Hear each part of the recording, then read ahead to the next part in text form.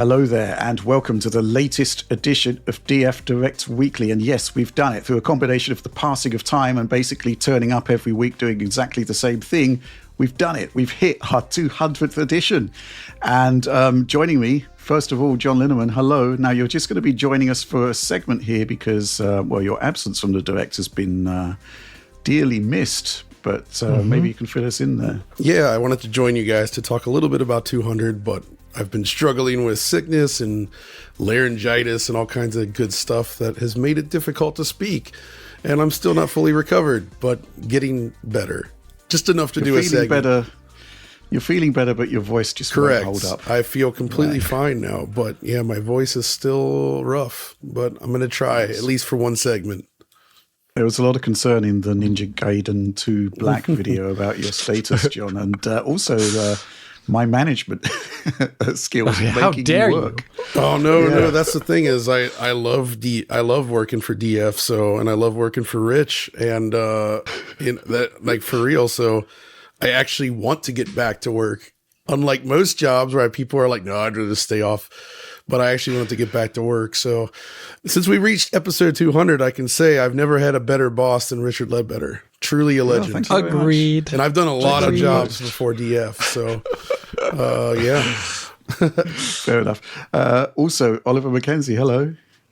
Yes, Rich, I'm very excited for this. Hopefully interesting, but not tremendously special DF Direct 200 here. And Alex Battaglia, hello. I must say, I failed at my own prerogative. I'm not wearing a silly hat. In fact, I looked for a silly hat and realized I'm severely lacking silly hats. So, what if I do double headphones like this? Double headphones, that's pretty cool. Okay, fair enough. Actually, let's just move on straight to our first news topic. The thing is, this isn't really a news topic. It is the 200th edition of DF Direct Weekly, and this is the segment that John has turned up for. And it's essentially going to be, well, what can we say? It's almost like a celebration, quote unquote, of 200 editions of DF Direct Weekly, not including specials, of course, of which there have been many. John, do you want to kick off with this? Because you've made like a bullet point list of things that kind of conspired to make this happen. And obviously the supporters have got a lot to say as well, so we'll chime in with some of their comments and questions too. But yeah, where do you want to begin? Yeah, so I was thinking about this, and I kind of feel like DF Direct itself kind of got the start on the EGX circuit, of which you were there with me from the beginning, of course. Yeah, of course, yeah. That was the show in the UK. It still is. That was part of Gamer Network, and basically we were directly connected to it. We would fly out there and basically do these stage shows, which were a lot of fun, I think. I actually really miss doing that. But, you know, getting up in front of the crowd and talking about topics off the cuff was something we didn't regularly do on the channel at that point. It was, you know, everything was completely scripted. But I think doing that, we found that it was a lot of fun and we enjoyed sort of riffing off one another. And then we started to do the more, what should I say, the DF Direct specials. Yeah. And you were the one that called it DF Direct in the first place, I think, which is just kind of lifting a Nintendo Direct name, but yeah, it works. Absolutely. But before that, it was Videocast, which was just really boring. Yeah, what a bad name. No offense. Sorry about that. Yeah, First-gen products are never any good. That's all I can really say about that. But yeah, I mean, yeah, those shows were a lot of fun, and it's great to interact with the audience as well. You know, they have a bunch of questions. I think the only reason we didn't do it sooner is that, and lo, it has come to pass, stuff that we say which may be taken out of context gets clipped, circulated, misinterpreted, used for nefarious means. It's all a bit sad, but ultimately the gains far outweigh the negatives there. So that's, you know, what we kind of enjoyed about doing it. And yeah, obviously we've just got an amazing community built up around the supporter program. We've got to give quote unquote props to Audi for setting that up for us. Yeah. Although actually the Discord thing Will set up, but the whole sort of revamp of the supporter program pretty much 4 years ago was entirely driven by Audi, I'd say. Yeah, and he was the first editor of the show as well.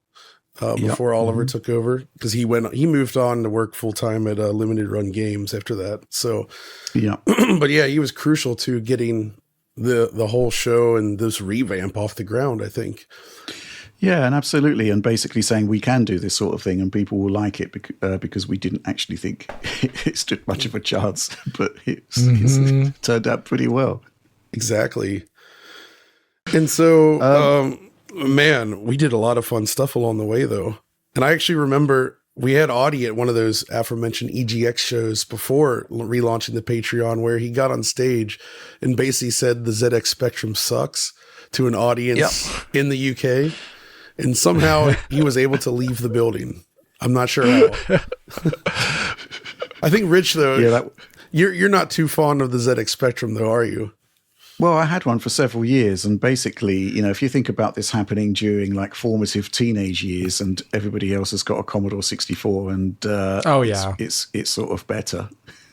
Then, there is sort of a childhood trauma, which also ties into my dislike for the Sega Master System. Which I'll say it again, it's only the master of evil. That's true.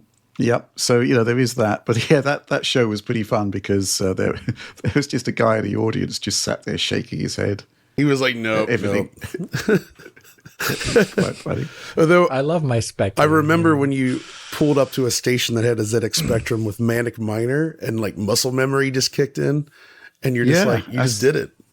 It's the same. Well, it'd be the same for like a whole bunch of people my age, I suspect, because that was the game, right? It was awesome. It was really, really good. Mm-hmm. Exactly. Yeah. So once we actually got the Patreon launched and we're like, all right, we're going to do this weekly show, DF Direct episode 1. I think it was me, it was Alex and Rich, I think. Okay. And the things we talked about, it's fun to look back because it's a very different time period. That show had topics, including the first rumors of the next generation PSVR, thanks to that sort of blog post from Sony. We talked about the Switch OLED model, and then we talked about the Radeon RX 6700 XT. Wow. What a show. I have such good memories of this show. It's funny, right? But that was hot news because like there had been these Switch Pro rumors swirling for years. And we'd all heard interesting info about this potential Switch Pro, which I'm still convinced became the OLED. But it finally was like, oh, wait, this is what they're doing. It's it's the Switch with a better screen. And then PSVR 2, which wasn't called that yet, I think, we had a ton of hope for that. And it turned out to be great hardware. It's just, it didn't quite get the software support one might have hoped for. Yeah. But in that episode, though, we lamented the fact that, I wonder if this is just going to be a PS5 peripheral, or they would be smart to make this work on PC. But as it turns out, that PC support, which did come, it's a little troublesome. Yeah. I'm also looking at the thumbnail, and what can I say? We've obviously aged somewhat. Yeah, that's true. And Alex is sporting a quite remarkable haircut there. Oh, it must be amazing. Yeah. Yeah, that's one thing, always going back in time and realizing how our voices sound different now, even a little bit. It's not just microphone there, it's actually time. Time Oliver, at this point, Oliver, you were actually a supporter, right? So I was assuming you were watching the very show beginning, Yeah, why don't you tell us a little bit about that? I'm curious. Like, what drew you in? And well, I think I started work at DF around episode 30, and okay, for that whole process, Rich was just putting out a call for help, basically, so to speak, and I answered the call and I submitted a video and I did a couple things, and then I started work. And got up to speed pretty quickly. But in terms of DF Direct, I think I've edited every episode since episode 68 or so, and a few before then, along with specials. It's always fun to put things together in video podcast form. I really like editing multicams. I find multicams very easy to work with and fun to work with. And the show is like super entertaining. I always find the feeds are very high quality. It's a really fun show to work on every single week. There's some definite highlights, like the DF Direct Special on GTA 6 I thought was quite good, quite entertaining. I think we covered a lot of ground there. Oh, yeah. The PS5 Pro Directs I thought were very good. I also really enjoyed the Direct in person with Alex. So that was fun. Yeah, it's a fun show to produce. I'm on it quite frequently now as well, but I'm behind the wheels, so to speak, every single week now, and it's an entertaining show to produce as well as be on and as well as to watch when it comes in. It's also very practical, I think. Like, even just looking at the stuff we're talking about this week, there's just there are things which deserve videos, there are things which don't deserve videos, and there are things which we would love to do videos for, but we can't exactly plan for it always. And DF Direct gives us kind of another opportunity to lightly touch on a subject without having to go into full scripting territory. Yeah. Right. And it's actually, it can obviously, there you could imagine that could be burdens at times, but it can be, obviously. But it also is freeing because we have another format style to talk about things in a different way that we didn't have before. So, yeah. I like last week. And obviously the direct format has also migrated into standard content as well. You know, the most recent one being the RTX Mega Geometry video, which was basically done in the direct format, but was almost like a hybrid of sorts. So we used to do those though, Rich, but not with video. We just called them dual VOs, right? The thing is, though, is like one of the things early on that we all encountered, I think, was technical issues, right? I think at the time I was using, I don't remember which CPU it was. It was maybe the 6-core one, or maybe, I don't know. But it is, I used to have blue screen issues on that build. We'd have issues where like we would record and then, the recording failed. We were all experimenting with the NVIDIA, I guess the voice it's called now, RTX voice or whatever. Yeah, broadcast now. NV broadcast now. Yeah, that would have issues sometimes where we get popping and artifacts. And then there was times where I think, Alex, your feed completely failed, like, or at least the audio was there, and you had to like, what did you do? Basically, so there's actually a couple famous instances of this, and you can see it if you go back. What would happen is I would use the lapel mic, and for some reason the lapel connection to my camera got busted. And I don't know why. I still never figured it out. But so I'd have an entire like hour and a half, whatever, long feed of myself recorded, but zero audio, which was awful. Oh. Yeah, it's the worst feeling in your gut. So I had to re-record all of my segments based upon my memory, and Oliver would edit them in. And that was very nice of Oliver. Yeah. But the one, for example, a semi-famous one is where I talked about shader compilation stutter after... what's Callisto Protocol? Oh, yeah. And I was like, when I talked about it, I was like, yeah, this sucks. This game sucks. But then I had to re-record it at like 5 a.m. the next morning, and I was tired and unwashed and all these other things. And so everyone was like, Alex seems really depressed about the shader compilation stutter in Callisto Protocol. And it's like, no, I'm not so depressed. I'm just literally physically tired, and I'm re-recording myself. Wow. So yeah, that's a little behind the scenes information there. I was depressed though, let's be honest. Let's move on to some supporter questions. Where do we begin here? Happy 200 DF Foundryman exclamation point says, Afreem the Dream. Since Rich is opposed to doing anything special for the 200, I'm not opposed. We just didn't have anything planned and didn't have the time. I figured I'd at least ask this. Across the 200, can you gentlemen recall any bit of news or any week in particular that got you most excited to record that week's show? Alternatively, was there any bit of news you dreaded reporting on over the 200? Cheers. And here's to 200 more. I think from my perspective, when it's always tricky whenever there's like layoffs or a particular luminary from the industry passes away. It's like how do you sort of convey this? It's very, very tricky. And I've basically got a bit of an avoidance strategy for that because what can you actually add that's positive to that sort of discussion? It's not great. I mean, I guess the most exciting thing, well, the thing where we scrambled to do a DF Direct special was and you've actually put it on your notes here, John, the Activision Blizzard King acquisition announcement. Where it was Yes. like I was on holiday, and it was like, okay, let's do. Yeah, you guys should go and do something here. And looking back, it was all about and it's quite interesting to see how that has played out, because it was all about the possible implications for the console war. But we've reached the point now where I would actually say that the ABK acquisition helped to bring about the end of the console war, to the extent that Microsoft has, by osmosis, almost evolved into a into a multi-platform publisher. Yeah. It's funny. Yeah, it's kind of crazy, right? Which is Any why, news so like, stories actually, real quick, episode 2 of the show, we actually talked about the Bethesda deal happening. So DF Direct has kind of existed all along all these Microsoft acquisitions of these Right. big publishers. And as you just said, that basically changed the future of Xbox. I'm fairly confident that if they had not done the Activision Blizzard thing, they probably would have stayed the course at least a lot longer.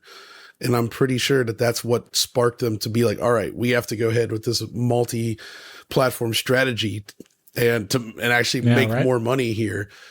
And now they've basically become arguably the biggest games publisher in the world, or at least one of them. Yeah, Right. remarkable. Oliver, any thoughts on topics that have excited you or horrified you? Horrified me. Horrified would be a little bit of a strong term, but certainly going through the various reams of PS5 Pro early impressions and data has been certainly interesting. And one of the, I think the benefits of the DF Direct format is that we're able to stay on top of a topic from week to week to week in a way that wouldn't really be possible with conventional videos, where you have to kind of pick and choose and do more interesting things and bigger stories.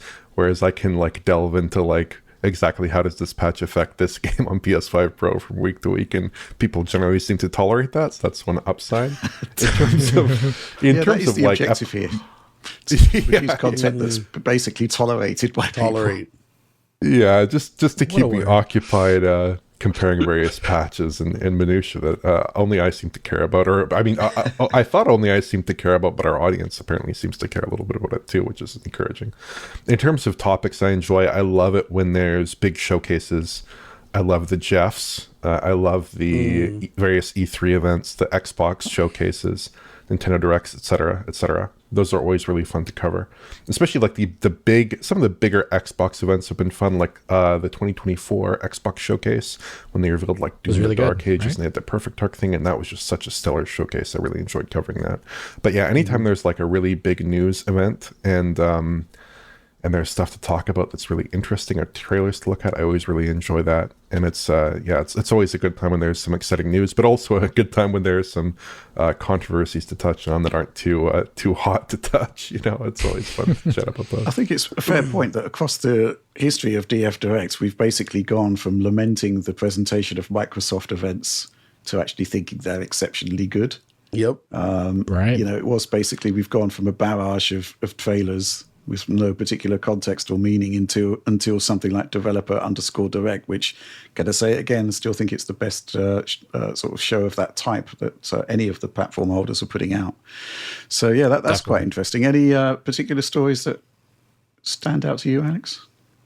Well, I always get really hot and bothered about technically poor launches, and I think DF Direct is a place to do it where I don't have to be super productive with what I'm saying. Like if I make a video and I just spend half the video complaining about the technical quality without like, trying to point it out in a productive manner, then it wouldn't be a very helpful video to anyone. But on DF Direct, I can say like, this is why I think it is like fundamentally bad, why it's not helping the industry, why it's not helping the developer.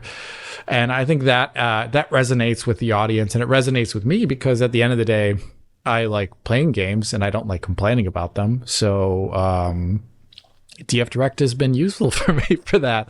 I don't like talking probably about drama topics a lot. Like there's a lot of GPU drama. There's a lot of probably CPU drama a little bit.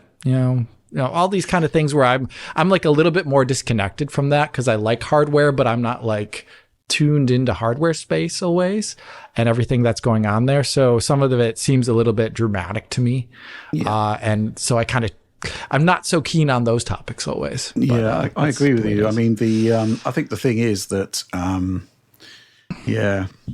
I think I said everything I really wanted to say about it last week with a 5080. I find it very difficult to get angry about a GPU release that you don't have to buy.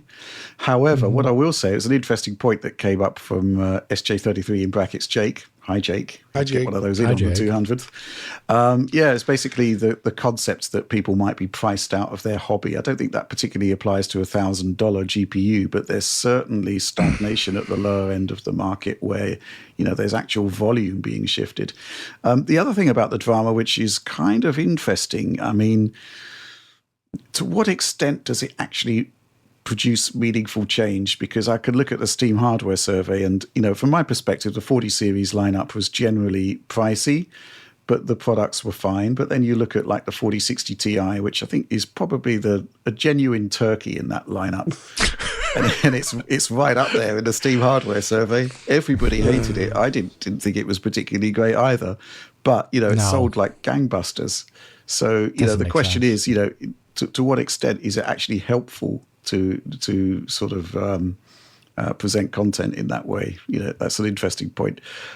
Any sort of things from the 200 news stories wise that excite you or particularly stand out in your memory, John? Yeah, I mean, I absolutely love when new hardware is announced and we talk about that. That's always a lot of fun. Getting into the nitty gritty, sort of guessing what it's going to be. It's just like an exciting time of things to come. I also love some of the gag segments we've done. Like I have to mention those have been good. What's in the box, Rich? That's still one of my favorite things that we've ever done on there, just because like the laughter was real. And the way that all played out was so good. Rich's dry humor, that dry British humor, he's able to execute without like constantly cracking up like the rest of us. And that you open the games in the correct order. Well, that was entirely luck. I know. That was so lucky. Yeah. But it worked out. It was great. And then, of course, like Oliver said, I love covering the big shows.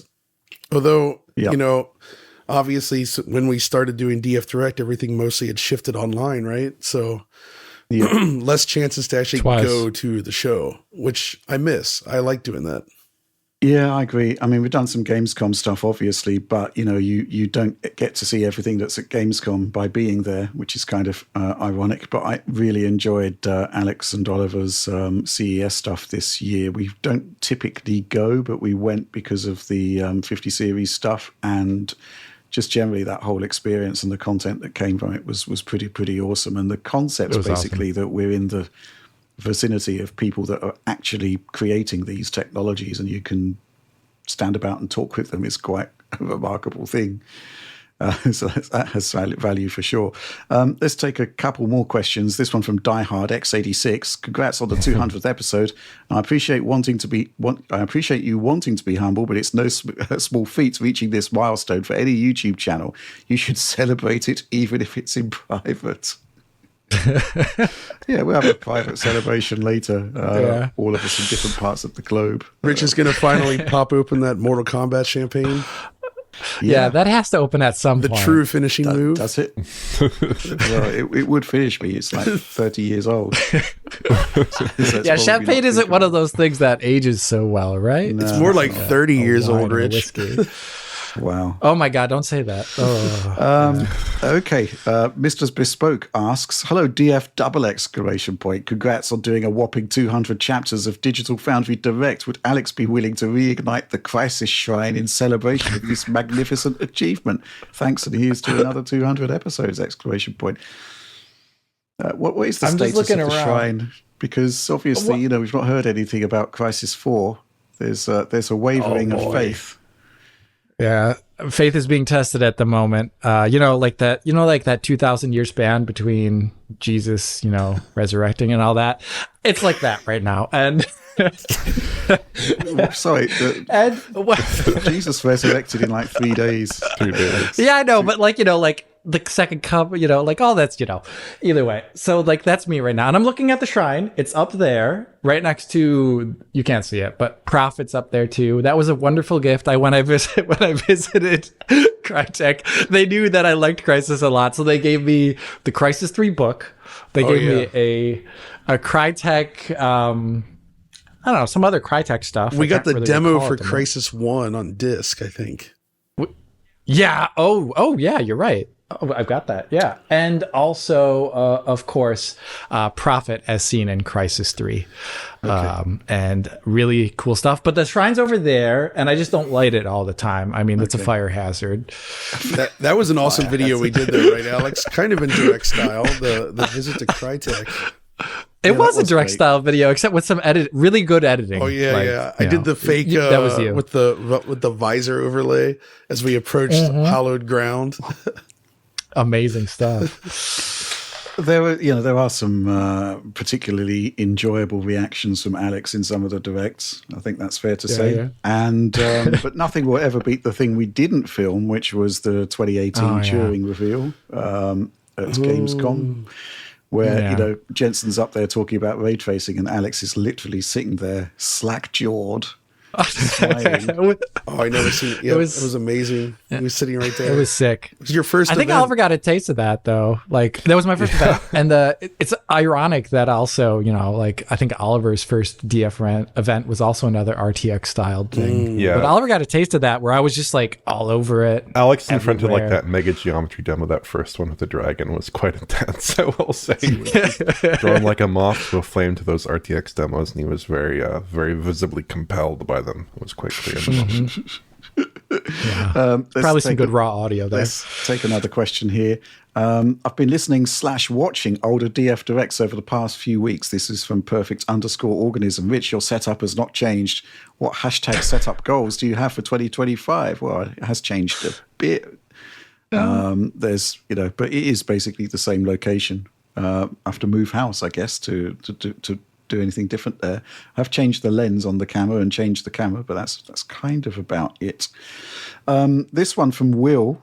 Rich, you've been running this for 200 episodes now. Can you spare us a moment to tell us how to run a team?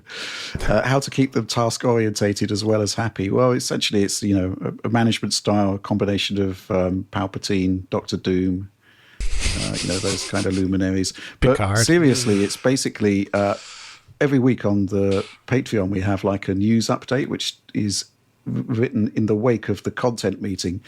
And it's very easy for me to run this team because it is simply a case of sitting down with the team and saying, right, what do you want to do this week?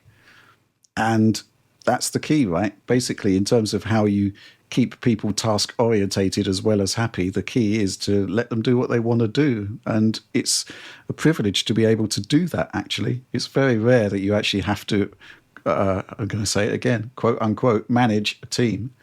Because it's all, the team defines the content. And in a sense, I just sort of sit back and let it happen. Obviously, there's input, in terms of whether I think we should be doing it or not, how the concept could be refined. I like to check up on the team midway through with a project, with the exception of Oliver, who's just so quick that it's done by the time I want to see what's going on there. I got this question or an observation, really, from some guy person. For the 200th DF Direct, can we have some supercuts? I'll throw out some ideas. Number one, Rich disagreeing with people. No, I don't see it that way. I'm not so sure about that. I don't know about that, etc. Rich expressing his disgust of the Master System. We have just done that. Every unique drink or drinking vessel from a DF Direct. I do remember when you used to roll up with a glass of wine, Alex. Oh, that's been a few special evening recording occasions, But if I were to drink wine at like 10 a.m. when we usually record now, that would spell problems. That would be a bit extreme. I do have to say, my mug is legendary at this point. It's just so big. Yeah, I love it. It is huge. Yes, all the editing chicanery Audi added in. Yeah, that was quite amusing. Was funny. Alex getting really animated about a topic. John doing his best Rich impression. Here's the thing: whenever John does them, I just don't ever pick up that he's doing them. No, but So others sort do, of- so I guess it works. Yeah. All the times you talked about Switch 2 before it was officially announced, this might be a 12-hour special. Yeah, fair enough. Oh my Yeah, I'm going to God. pick you up on a point earlier about the Switch OLED and the Switch Pro. You know, the people were mistaking the Pro for the OLED. I think what was actually happening there was a mixture of rumors from Switch 2 and Switch OLED.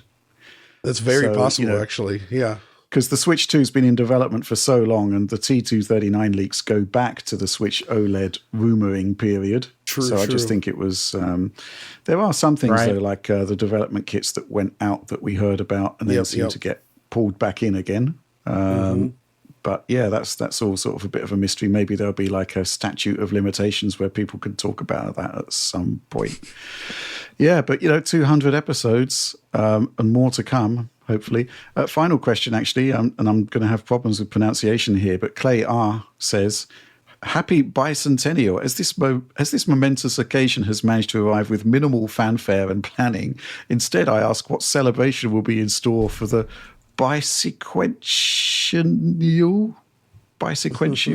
I don't know. Thanks, y'all. I'll hang up and listen. I actually looked that up. Seems to be like either 250 episodes that he's talking about or 250 years. So I'm not quite sure if we're still doing DF Direct Weekly in 250 years. That would be That'd quite be a impressive. remarkable achievement. I probably would get a bit excited and plan for that if I was Yeah. actually, sitting there, my brain in a jar. That'd be cool. Before we move on, any final comments about DF Direct and the 200 that we've done, John? It's a great show, or at least it's a lot of fun to make, and I'm glad that we've managed to hit 200 episodes. I'm really I'm surprised and happy with how good it's turned out. So, and it's great to share the stage with you guys. That's fantastic. Thanks. Thank you, John. I think that's kind of it for this particular segment, John. How's your voice holding? Yeah, it's starting to, I can feel it straining a bit. So I guess I'm going to have to jump off here and let you guys finish up with all the rest of the topics. Finish up. Which Not even started yet. there's Another 100 topics. another to go. 100 topics to go. But yeah, Okay. so it was good to be here briefly. Hopefully things will continue to heal and get back to normal. So We'll see you next week. Then, see you guys later. Hopefully see you next week. Yes. Okay, so John's departed. Let's get back to regular content. And we're going to kick off with this news story. Well, there's several, basically, about the Switch 2. Obviously, we're gearing up for the launch there. Several pieces of news emerging. Basically, well, where do we begin? It sort of scales in terms of excitement. First of all, let's talk about this price point. Nintendo are basically saying that they will consider the affordability customers expect. But they're also talking about potential issues with inflation, which obviously has been an issue. And, basically the fact that the exchange rate obviously isn't particularly favoring a Japanese company at the moment. Any comments on this one, Oliver? Yeah, so I've been thinking about this a bit. Kind of in a vacuum, my baseline expectation would be that the Switch 2 would maybe come in at about $400. Because if you kind of think about it, the Switch 1 price was $300. You do like a simple inflation calculation on that in the United States, you get like $390, something in that vicinity. So that would make sense. But there are some complications, I would say. On top of the exchange rate, which we'll talk about in a moment, the tariff situation is unpredictable, obviously, with the current United States administration. There is a bit of a caveat there, though, in that some Switch 1 units are manufactured in Vietnam, so you could imagine them having a diversity of suppliers. Maybe that would affect them a little bit less. I also think that like the fact that Nintendo is pushing such a big digital marketplace at this point probably gives them a little bit more incentive to price it lower. Personally, even though they're adding a lot of hardware in there, like they have a big processor, a big display, a lot of RAM for a mobile device, a decent chunk of storage, I would still expect it to be like probably $400 or $450, I would say, in that range. I would not expect higher than that personally. But there was an interesting article by Kyle Orland at Ars Technica that highlighted some of the issues with Switch 2 pricing with respect to that yen conversion, because the yen is very weak right now. which means that in general, US pricing should be fairly favorable, because right now it's 152 yen to the USD, whereas in 2017 it was like 114 yen to the USD.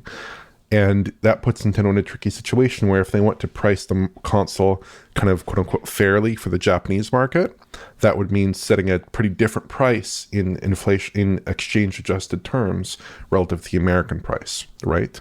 Which would be comparatively a little bit higher there. So there are a number of ways to reconcile that. If you look at what Sony's done, though, they basically just increased the Japanese price a lot, such that the Japanese, like PS5 right now, the digital edition is like $480 US, even though that means pricing it like way above the PS4 in nominal Japanese denominated currency, the yen there. So I think probably a lot of the costs will harmonize around the USD. I think that increasing the price to $400 will probably come as a bit of a disappointment to some people, but I think that's probably roughly where they'll land, somewhere in that vicinity. I would have to expect, probably, given what they have to stand here. Yeah, I would guess at a $400 base price, but the SKU that most people are probably going to end up buying will have some sort of value-added extra that will see you paying $450. It's a sort of time-honored way to extract more value from the market. And to be fair, certainly for the launch period, they can basically name their own price because they're going to sell out anyway. But there's certainly signals they need to send about how affordable this is going to be.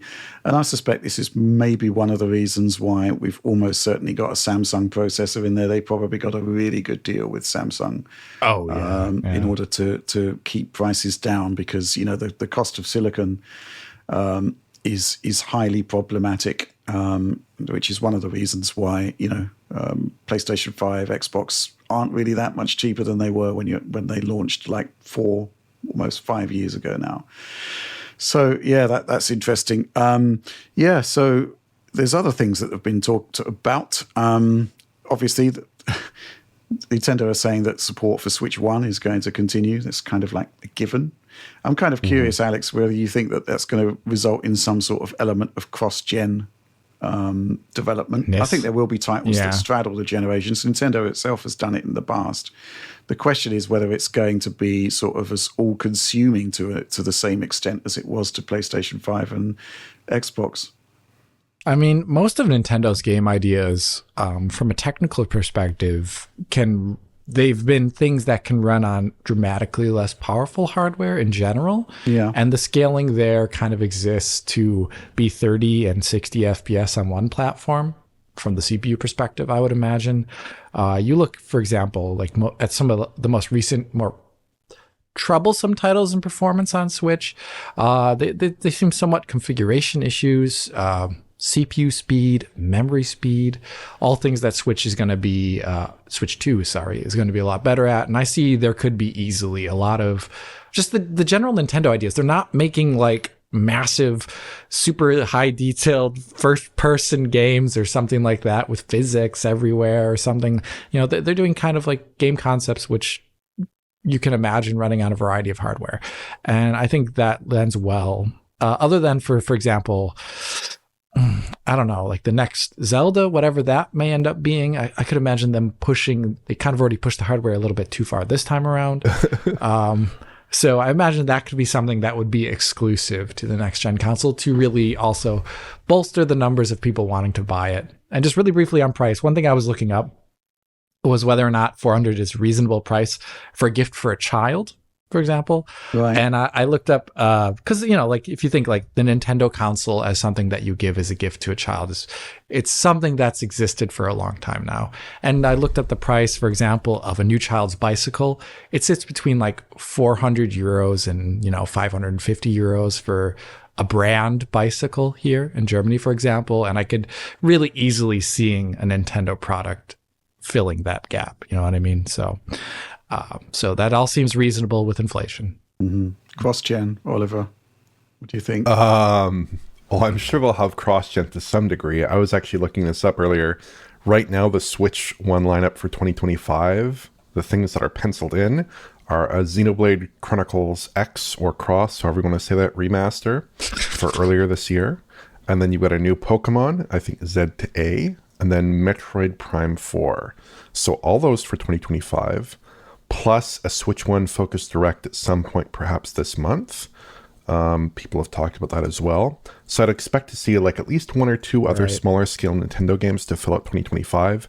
But I think really the question here is how much of that lineup is going to end up being cross-gen with Switch 2, right? I think that's the important question here. And like when you look at some of the Switch 2 titles, I mean, to me at least, it seems like the new Mario Kart maybe could be cross-gen.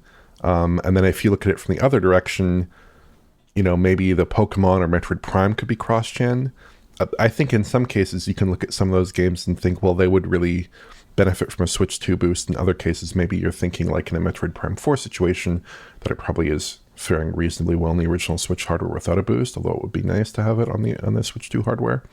I think 2025 personally will see a lot of continued support for the Switch One, and it will see a lot of cross-gen software. I'd almost actually think that maybe the bigger pieces, like the Mario Karts, the Zeldas, the 3D Marios, games that are likely to sell in the tens of millions, those would be titles that I'd be actually less worried about being cross-gen necessarily, because Nintendo knows that they can sell those titles over the lifespan of the console. I think the real question for me is like, what does 2026 look like? Do they move on quickly? Historically, they have, but they've never been in a situation like this where they have a shared digital storefront across two very similar consoles and somewhat similar capabilities and form factors. So that could certainly push them more in that direction, but I'd be interested to see how Nintendo balances that, how they balance the draw of exclusivity with the fact that they have now 150 million Switch One units out in the wild to service. That's a huge audience, and it's kind of hard to turn that down, right? Absolutely. Let's move on to the final sort of element of this particular story, which is that a bunch of patents have emerged, which seem to be confirming certain elements of the Switch 2's functionality. And we've got this question here from some guy person. What do you guys make of the patents that clearly show the Switch 2 Joy-Con being used as a mouse? Is this the innovation that will finally bring Alex to play Switch games? You could always just dock the Switch 2 to your monitor, so it just feels like you're playing on a really weird PC. You don't even need to make it portable, as I know Alex despises gaming on the go. Do you think this feature would help the Switch 2 with better FPS support? How much would you like to own some noobs in Super Mario? He's got a gun now.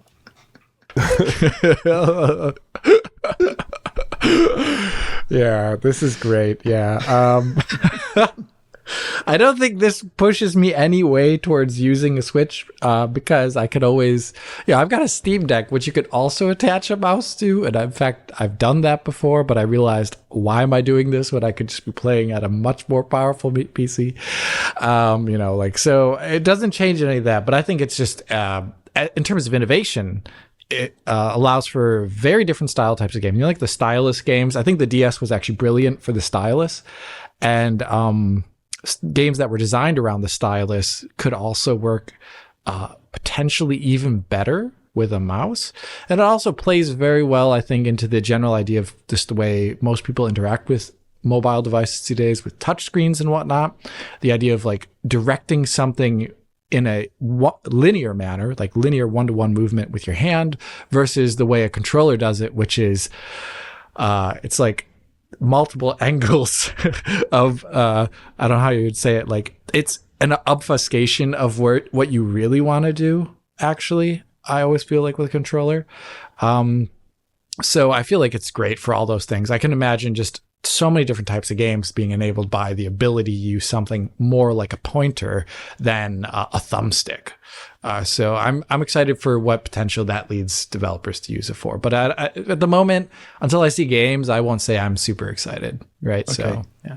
Fair enough. Oliver, Super Mario, he's got a gun now. Does this excite you? What else about this? Sounds very enticing. Although that's basically the premise of Mario plus Rabbids Kingdom Battle, if you think about it. Yeah. It was basically Mario Super Mario, but he's got a gun now and he's in an XCOM turn-based title. No, I think I think basically with this, it's something that's basically priced in. People have known about the mouse or suspected that there might be mouse functionality for a while now. There were all kinds of rumors with the little pads and the IR sensor and all this stuff that seemed to indicate there might be mouse functionality. Then in the Switch 2 video, I mean, they basically hinted it in very explicit terms, I would say, with the little mouse-like Joy-Cons moving along in a very mouse-like manner that might suggest some mouse functionality.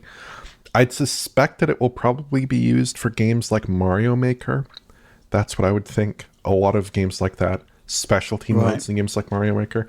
I could also see it for titles like Metroid Prime, but as kind of a bit of a specialty input device, like because of the physical constraints of needing to be on a flat surface, needing to have that device in front of you, or I mean, theoretically, you could also have like a monitor type setup with the console docked, but realistically, it's probably going to be in handheld mode. I think the limitations of that really, to me, make it seem much more like an alternative input device that allows for additional fine-grained control, as opposed to something that would be seen as an integral part of any specific title, even a fairly niche one. I don't think that Nintendo would go that way. I think it would be an alternative that is very precise, that is for like user-generated content type stuff. I would not expect that to be a major pushing point, major selling point of the console's input functionality. That's my suspicion. I think what interests me about this is the concept of how much money this is going to cost over the generation, when the application of it for a handheld device actually seems quite minimal. So this is essentially hardware that they've priced into the build costs, and they must assume that it's going to be used, but I can't for the life of me think of how many games are actually going to use it. And yet, you know, the cost of those components is going to be in each and every one of those millions upon millions of devices. So maybe there's some sort of master plan here, which I'm not fully aware of, but it's certainly interesting nonetheless. And I'm going to be interested to see how much more detail emerges about Switch 2 as we're in this sort of void of information period now until the Direct happens in April. So, you know, it's a long, long time to go before we actually see anything new. Yeah, interesting stuff. Okay, let's move on.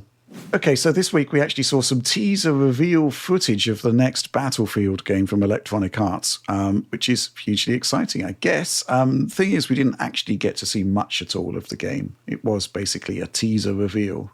I'm going to go to you first on this one, Alex. I'm getting some sort of Battlefield 3 vibes from it, just from the location and the setting and stuff.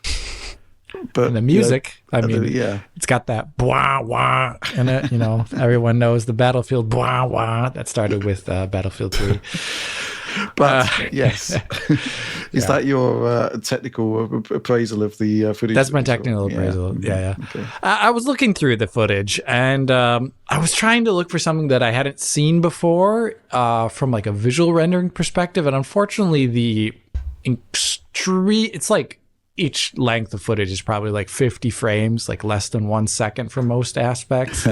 You really only see things like it looks like shadow maps. It looks like the indirect lightings, like for example, there are multiple indirect lighting systems in Frostbite, and from this footage here, it was really hard to get a sense of which one it could have been.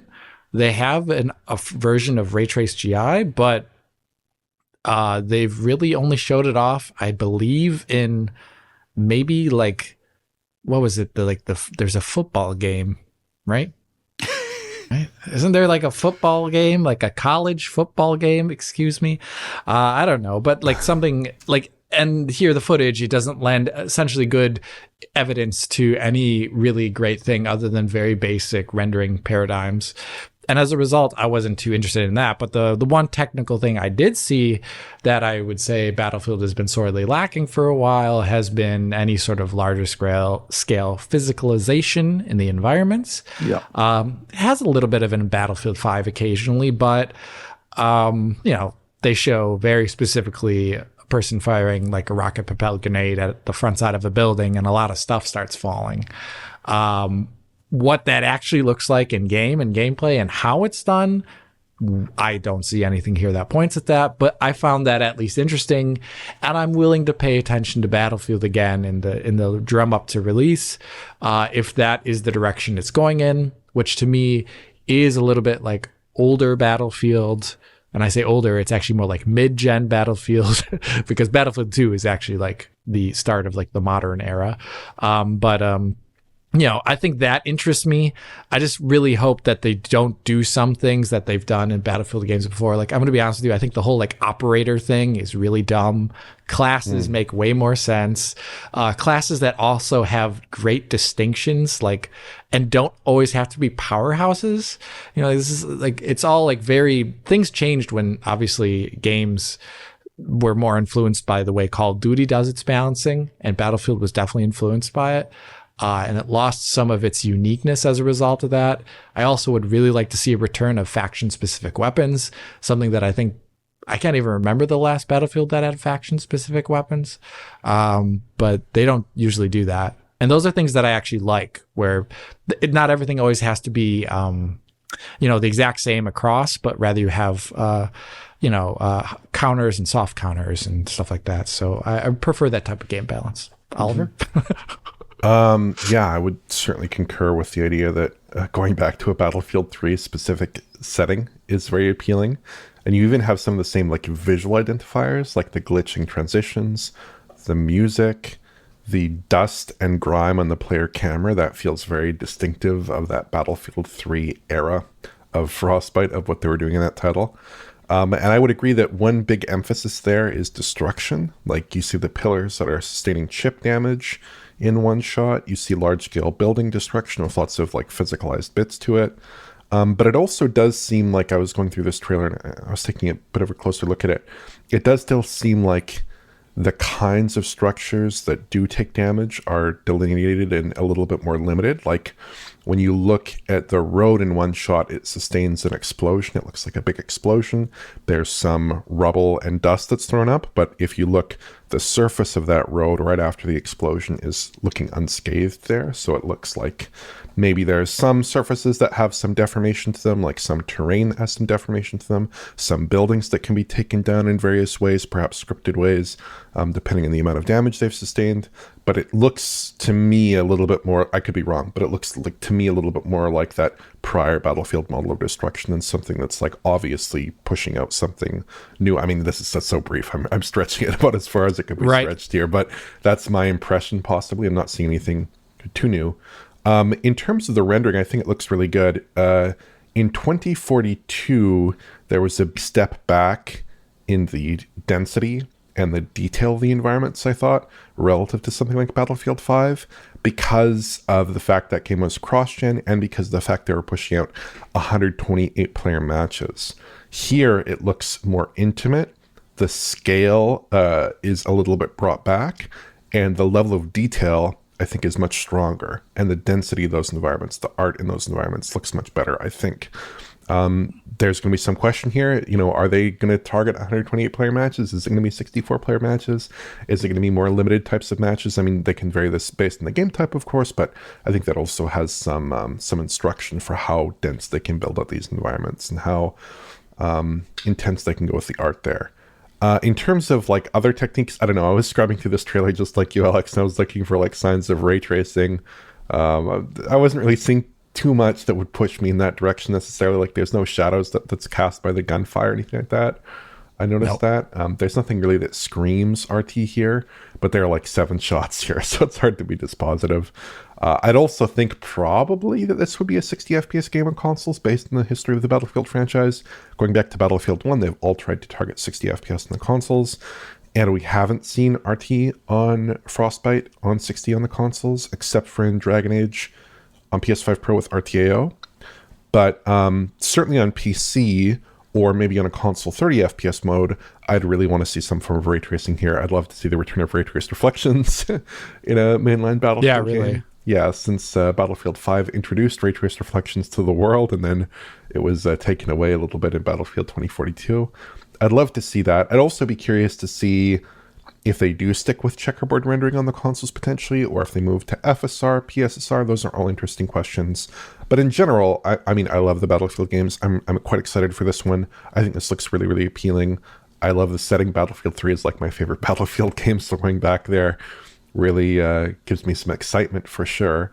And I mean, this is a very limited trailer. Everything looks great here. Looks very exciting, but I'd love to see a more in-depth look at this title at some point, hopefully in the next few months, or maybe around the summertime when we get those E3 style events. Maybe we'll see a little bit more. Right. Absolutely, yeah. Well, what can I say? Boots are indeed back on the ground. Remember that whole debacle? That whole thing. Yes. Yeah, I mean, obviously they're trying to channel the Battlefield 3 vibe, so to speak, and I think they've done a great job of that. And, what can I say? Battlefield 3 was a bit of a special game, I think, in many ways, because it was a game designed for the future. They were pushing, new APIs, pushing new features. It was primarily a PC-based game, which they dragged kicking and screaming to the Xbox 360 and the PlayStation 3. And they basically made that investment because they knew that PlayStation 4 and Xbox One were on the way. And this was like laying the foundations. And it was great. So I don't know the extent to which they could do this today, but I'd love to see a similar mentality, Right. Ramp up That'd the be cool. PC version, make the PC version everything it can be, make it a standard bearer for what's to come for the future of the franchise.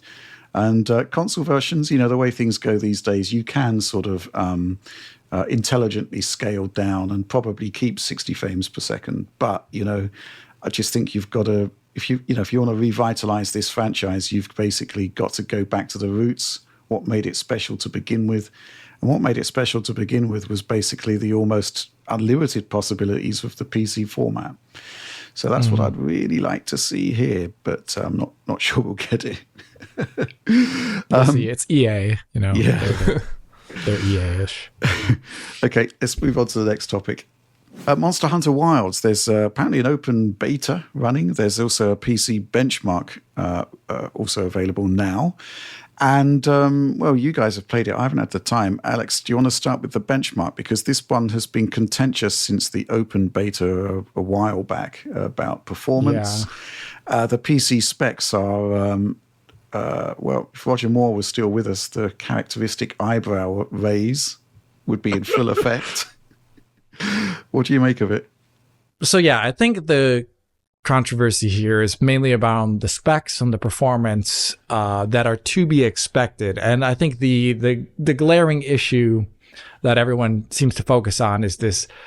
Any of the recommended presets above recommended in the spec sheet from medium, high, and ultra are all targeting 60 FPS, and they say target frame rate with frame generation enabled. Now, I think this is a bad idea for a spec sheet because neither NVIDIA nor AMD, Intel definitely wouldn't either, even though I haven't heard anything from them on it, would recommend having a base frame rate of being roughly 30 FPS, being brought up into the 60 FPS region for any really complex content. And them saying here that we're targeting 60 FPS with frame generation enabled implies way too many issues, I would say. Like, is this a CPU limitation? Is your game so GPU bound that it requires that to get even within the realm of 60 FPS? And I think this is just bad form for a spec sheet. You should really give people a spec sheet of what it takes to get 60 FPS potentially on the GPU and CPU side of things with no frame generation enabled, and then talk about a higher frame rate experience with frame generation, something above 90 at least. So yeah, I think that's just bad form. I loaded up, I haven't played the beta yet because it kind of released in the evening yesterday, but I did load up the Monster Hunter Wilds benchmark. And it does something really immediately off the bat that I think is a bit worrisome. It says, you just start with the benchmark, and the first thing it does, it says, do you want to enable frame generation? Like a big pop-up. It's like, what on earth? I have no idea why they're so keen on having that feature enabled. But then you hit no, and it says, like, don't forget you can turn it on in the menu, like another pop-up. It's like, Jesus, guys, I get it. There are some positive things about the benchmark, though. It has an extremely long shader comp burn at the beginning, which at the moment, I'm happy about. Like, we'll see when it comes to the full game, of course, but it's really good that they take shader compilation seriously. I can't say whether or not that is exhaustive, right? This is just a benchmark, but that at least the very long shader count burn at the beginning says that they are at least focusing on an aspect of a PC version, which is good. Now, getting into it and looking at it, there are some things that I think are really big missteps about the game's visual presentation. And one of them is if you go in the menus, you'll see a ray tracing option, and it's ray traced reflections. And if you've seen any of the media for this game, you know it's like all dusty and dry and everything's made of wood and cloth. And it's like, so what are these ray trace reflections applying to? Yes, maybe potentially like grazing angles, Fresnel could be affected by it, and it actually is. But, you know, the actual core image characteristic of the game that lighting is affecting primarily is diffuse lighting. And I think the game, when you get into it in this benchmark, at least, like especially the latter half of the benchmark, which takes place in like a little city that's going around, I think the lighting there is patently really bad. And the game, you know, previous games on this engine, Reach for the Moon, this RE engine, have utilized a form of ray traced global illumination to pretty heftily increase graphical quality. DD2, for example, Dragon's Dogma 2 did it well. And here, them focusing on RT reflections, I think, is a misstep. RT reflections should be there maybe, but I think them using whatever standard GI solution they are using is really letting the graphics down. I don't think it actually looks very good in a lot of areas, but performance also left me wanting. So for example, like in that scene with ray tracing on at 4K DLAA, in that like area that I was just talking about where I think it looks pretty like really last gen looking, you know, you're only getting a bit above 60 FPS on an RTX 5090 GPU limited. And I think that just shows like really like something like the game is being GPU bogged down in a way for what the graphics are not giving back to you, something that seems worthwhile. I know native res rendering isn't always super efficient, but an RTX 5090 in a title that looks like this, you would honestly almost expect better. It's performing quite a bit under where I would have expected to. The ray tracing doesn't cost too much, as you can see on this graph here of the benchmark, even in regions where ray tracing is more readily available to be seen on screen, like on a water surface. But it's not affecting performance too much. It's not super high quality anyway. It is taking obvious shortcuts that you can find if you look. So yeah, I'm a little bit confused. On an RTX 4060, they say the 4060 Ti is good for 1440p with 60 FPS targeted for frame gen using upscaling already, so DLSS. I'm using a 4060, and the game defaulted to essentially high with balanced, DLSS balanced, and without frame gen on. You know, a number of scenes where I'm just looking at this game, it's like in the 40s in areas, and I'm just like looking at the graphics on screen, and I'm just not seeing why a 4060 is running this way. Like what exactly is the great reason why? And then you turn on frame gen and it's obviously above 60, but sometimes it's only at 60, right, even though frame gen's on DLSS balanced 1440p, not even ultra settings or anything like that. It's a game that seems oddly GPU heavy in a way that I just don't like see the great physical reason for it on screen in front of me. And I'm just curious how much this engine actually scales for anything larger than corridors, as we've seen in the Resident Evil franchise. But I don't know, not the super positive first impressions. I thought the character models looked good. But I thought like the rest of the graphical package was quite lacking, at least from the benchmark. But I haven't played the game. Oliver has. Oliver? Yes, I have played the game, and I can't report that my impressions are too strong. First of all, and maybe this is just me, but I thought the introduction was a little bit didactic. Like there's not much player agency to it. You basically go around, you're chasing around this enemy, and you basically have to execute like you're fighting him for maybe 10 minutes or 15 minutes, it seemed like. And you have to keep on executing certain actions for the game before the game will let you progress. It's like you'll have to summon a person, you'll have to do this, you'll have to do that. And it just seemed like you're doing like a checklist in the middle of battle. It seemed bizarre. Lots of running around and doing different things. And anyways, it was a little bit annoying, but I imagine that once you get into the game, These Monster Hunter games tend to have like pretty ornate interfaces and lots of toggles and things like that, lots of gameplay systems. So I imagine once you actually get keyed into that, it's probably a pretty good experience there for at least for people who like these kinds of games. In terms of the rendering, it looks very gray to me. The blacks don't look dark at all. They're very grayed out. It's not a very punchy game in that respect. I don't really like it personally. Though weirdly, there were some dark elements of my character's armor that seemed to go beneath like the black point of the scene. They seem to be very dark. That looked very odd to me. Maybe a bug there. I don't know. There's a big reliance on SSAO, I think, to provide that kind of indirect diffuse lighting. No RTGI that I could see at all. It's not like Dragon's Dogma 2, which had really high quality RTGI. Obviously, that was another RE Engine game that looked quite a bit better. This is very flat, very gray, not much contrast. The indirect lighting in areas that are in shadow, like in this area that I'm showing on screen right now, there's like a little town almost beneath in a cave, and it just looks like almost uniform in color. It really does not look very good to me. The screen space reflections also look pretty awful to me. That's a classic RE Engine issue here. But they did look pretty bad. Even when everything was in screen space correctly, it looked pretty horrible to me, to be honest. The performance on PS5 Pro, which is where I was playing the game, it was like 30 to 60 FPS, pretty unstable in the prioritized resolution mode. There's also a prioritized frame rate mode that I did test out, and that seemed to run closer to 60 FPS, but still not quite 60 FPS. And I think these are just the PS5 modes running on PS5 Pro. I don't think these are the bespoke PS5 Pro modes. I did pixel count the resolution mode, and the resolution counts there came in at 4K. Maybe that's just 4K CBR. I don't know, but Probably. Yeah. Maybe. And the resolution counts in the frame rate mode came in at about 1080p. But I don't think this is mapping onto any particular modes in the PS5 Pro version, because Capcom has like completely laid out their PS5 Pro optimization strategy here, which is interesting and certainly very helpful from my perspective. So basically they say they're using 3 modes in PS5 Pro, and this will all come in a day 1 patch for Monster Hunter Wilds. They're all using PSSR. There's a quality mode rendering at 1728p, a performance mode at 1080p, and a balanced mode which is 2496 by 1404, so just under 1440p.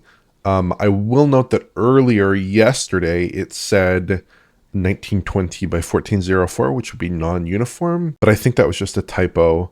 That was reported variously on the internet, and there were screenshots of it, but when I took a look at it today, it's 2496 by 1404. The balance mode is targeting 40, the performance mode is targeting 60, quality mode is targeting 30, and the balanced and quality modes both get RT reflections, which is a nice bonus, I guess, but the RT reflections don't look that great to me. Like RE Engine RT reflections don't look that great, even in more narrow games and in an open world game. They especially don't look great. Like, it almost seems a little bit under-inclusive, like you're getting some of that sky color in areas where you shouldn't, and it just didn't look very good, and the lighting did not look very good in those RT reflections to me. PSSR is kind of a question mark. In quality mode, I would expect it would probably be fine. I'm more curious about balance mode, performance mode, and just how image quality shakes out there. Is the image reasonably stable? Is it reasonably sharp? Does it have issues with foliage, stuff like that? We know they're not using RTGI in all likelihood, so at least that problem in Dragon's Dogma 2 won't be here. But there are some kind of questions there in terms of how well that fares. I think it'll probably be a competitive enough solution. We'll have to see how that works out. But yeah, overall, technically, I'm not that happy with the way that Capcom configures their games in terms of the unlocked frame rates often. And visually, this is not exciting to me in the same way, for instance, that Dragon's Dogma 2 was really exciting because it had that RTGI system that was so compelling. Here, they don't have that. And as a result, I think the game just kind of looks very meh, like Alex kind of said. It looks very last gen, not too appealing there. My question for you, Oliver, is, Capcom seem to have a massive need to push frame generation on the PC, but they don't seem to be using it on the console at all. To me, it did not seem like frame gen. I did not notice any frame gen artifacts. In all their communications about this game, I've not seen any communication that suggests they're using frame generation on the consoles. Indeed, when they laid out all those PS5 Pro specs, they were not saying they were using frame gen, so maybe it's a PC-only feature, but my concern with Capcom is like kind of twofold. It's the optimization question and how well is it running given a certain visual spec and target hardware, but it's also just a question of like, what are they targeting? Because in some cases, you know, a 4K CBR might not be that appropriate for a title like this if you're just going to end up with an unlocked frame rate. You know what I mean? Like, it's just not a satisfying. Yeah, way it to doesn't make configure a sense game. ever. Yeah, exactly. So not happy with that. Yeah. Okay. Well, we're following it with some interest, and we hope to see final code at some point, during which point we will review it. But with that, let's move on. Okay, so in the wake of the RTX 5080 launch, there's been some interesting follow-up coverage, specifically that the PC Tech Press seemed to be very happy about the overclocking credentials of the 5080. And that's an interesting thing, right? There's the sort of consensus that just about any 5080 can be overclocked, and there can be some interesting gains, which is kind of at odds with my own personal view of overclocking, which, you know, since the likes of NVIDIA have got to grips with, you know, boost clocks, the idea that they would leave performance on the table rather than being able to give it to the user out of the box, you know, just didn't seem to be a thing anymore. But, you know, I did decide to look into this 5080 stuff. Now, there have been better results posted by other people elsewhere. So, you know, it may well be that third-party partner cards may have higher power limits.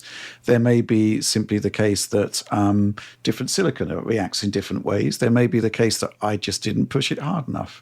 But what I can say is that I ran these benchmarks like multiple times. There were never any stability issues on any of the games I tested. So I'd say that what I've chosen, which was like plus 350 megahertz to the core clock and around plus 375 to memory, is pretty solid, right? And there are some bankable increases here, but they're not huge. I mean, others have seen 10 to 12% improvements, which will put the 5080 in a really interesting position because it will be not that much slower than the 4090. And obviously, one of the big bugbears that people had with the 5080 is it's not that much faster than the 4080 Super. So I don't think anybody's claiming that, hey, you're getting a 4090 now, but what you are getting is more of an acceptable midpoint between the two. And I think that has value, especially if there's not much to actually lose by doing it. If it's stable, if you're not actually drawing that much power. I should say that across all of my benchmarks, the average increase to power draw was something like between 5 to 7%. And the increase to performance was basically 5 to 8%, which is not great. You're not going to, well, I was going to say you don't really notice the difference, but actually the lower the frame rate, the more you will notice that. You know, I think that's fairly straightforward. Let's start off with some games then. You can actually see here what's happening with power and core clock. And, you know, we're getting like essentially like plus 250 megahertz to the core clock. Sometimes goes higher. Key point is that we're actually around the 3 gigahertz territory, which is significantly ahead of the stock performance. Metro Exodus, though, isn't great.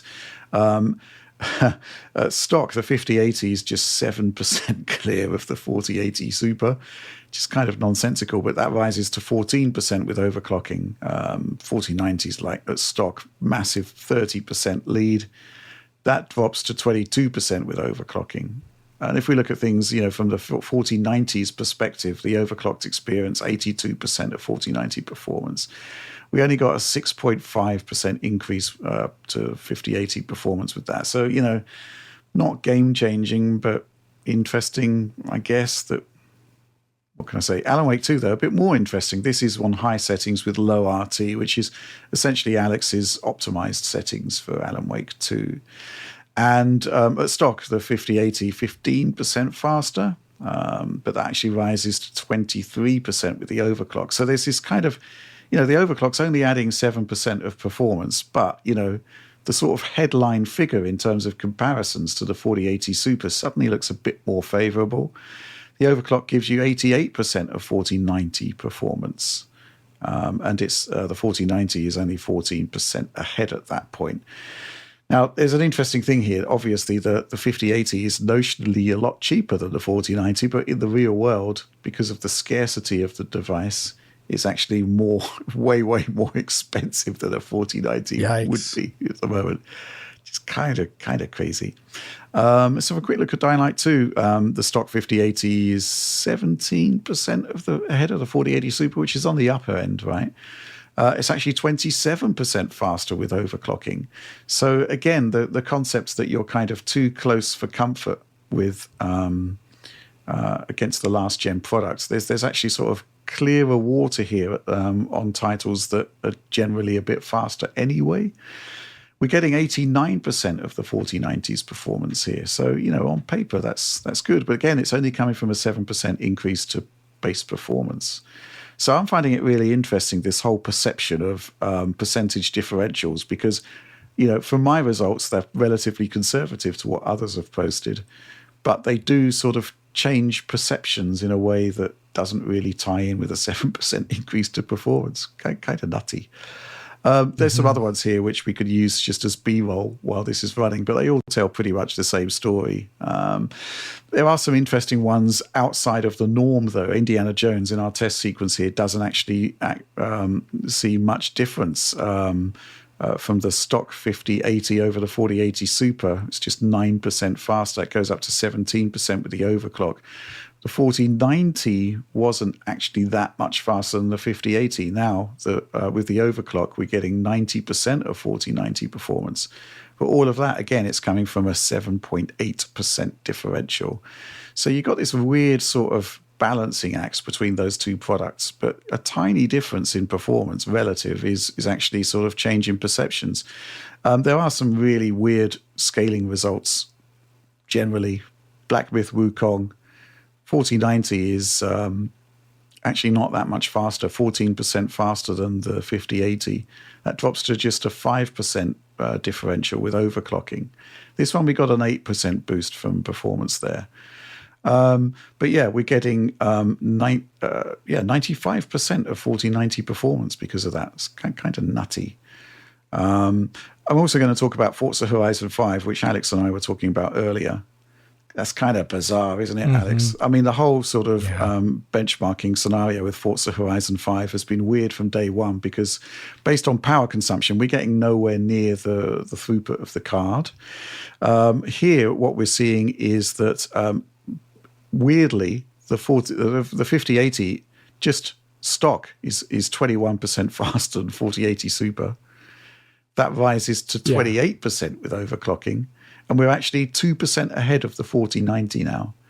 It doesn't really. And all of that is coming from just a 6% boost to performance. So, yeah, kind of bizarre weirdness.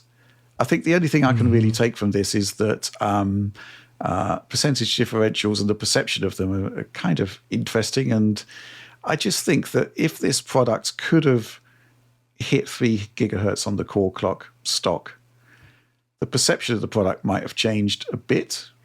You'd have been closer to 4090 performance. There'd still have been that disappointment that it's not a 4090, that, today's 5080 isn't as good as the last gen flagship. But the mitigation would have been probably had a bit more of a positive effect. There'd have been more clear water against the last gen 80 class. All very interesting. Alex, what do you think? I think that would have been, and isn't interesting though that people can do this on their own, but NVIDIA didn't. So I wonder what the decision-making process was for the final clocks on this GPU. Yeah. The cooler, as we know, is rated for a lot more.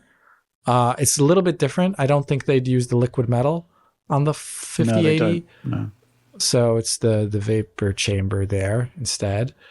And but we know it's still rated very high based upon what the 4090 is, right? So it is a little bit interesting that it was more conservative. And I think the perception is better as a result. Kind of. Well, it brings the 4090 comparisons more into the conversation, whereas without the overclock, it's getting, comprehensively beaten by, north of 20% a lot of the time. And then you have this stuff like Metro Exodus, which is just like, 30% ahead of the 5080, which doesn't look great at all. Yeah, it looks more favorable. You're right. It does look more favorable. I really do think NVIDIA should have done that. I mean, they technically always can. There's nothing wrong with a firmware update. They firmware updated the 30 series to get rebar, right? So these things are all wholly possible. Maybe they will when they see the numbers. but like you said earlier, Rich, this is a card that at the moment is not able to be purchased. Well, the 50 series is not, 5090 can't be purchased. I think the 5080 has more availability, but the pricing isn't good. In retail. I just saw this morning that the retail price of one of the vendor cards increased by 300 to 400 US dollars for the 5090 series. It's like, this is just ridiculous. I wouldn't buy a card at that money. So yeah, but the whole idea though that it changes the perception based upon just a number of percentage points is very interesting, and it says a lot about like the tactics of selling a video card. So that's pretty interesting. Thoughts, Oliver? I mean, it's nice to see that the 5080 can be pushed pretty hard here. I frankly would not really want to push the 5090 to anywhere near the same degree because of the extreme power consumption. And indeed, because I think you're reaching the limits of that cooler in the Founders Edition model in particular, specifically relative to its cooling output, because the 5080 has like a really nice cooler relative to its wattage, relative to its TDP there. It's very similar to the 5090, I think, just without that liquid metal component. It weighs a little bit different. I think there might be some differences in the vapor chamber, possibly in the internal components slightly, but it is a very capable cooling design. And the partner cards, to me, all look like basically 4090 class coolers. Like they're all 3.5 4-slot designs. They're pretty meaty. I kind of bemoaned that at the CES, but certainly those coolers could probably take 400, 450 watts if you wanted to put them through some stress testing there.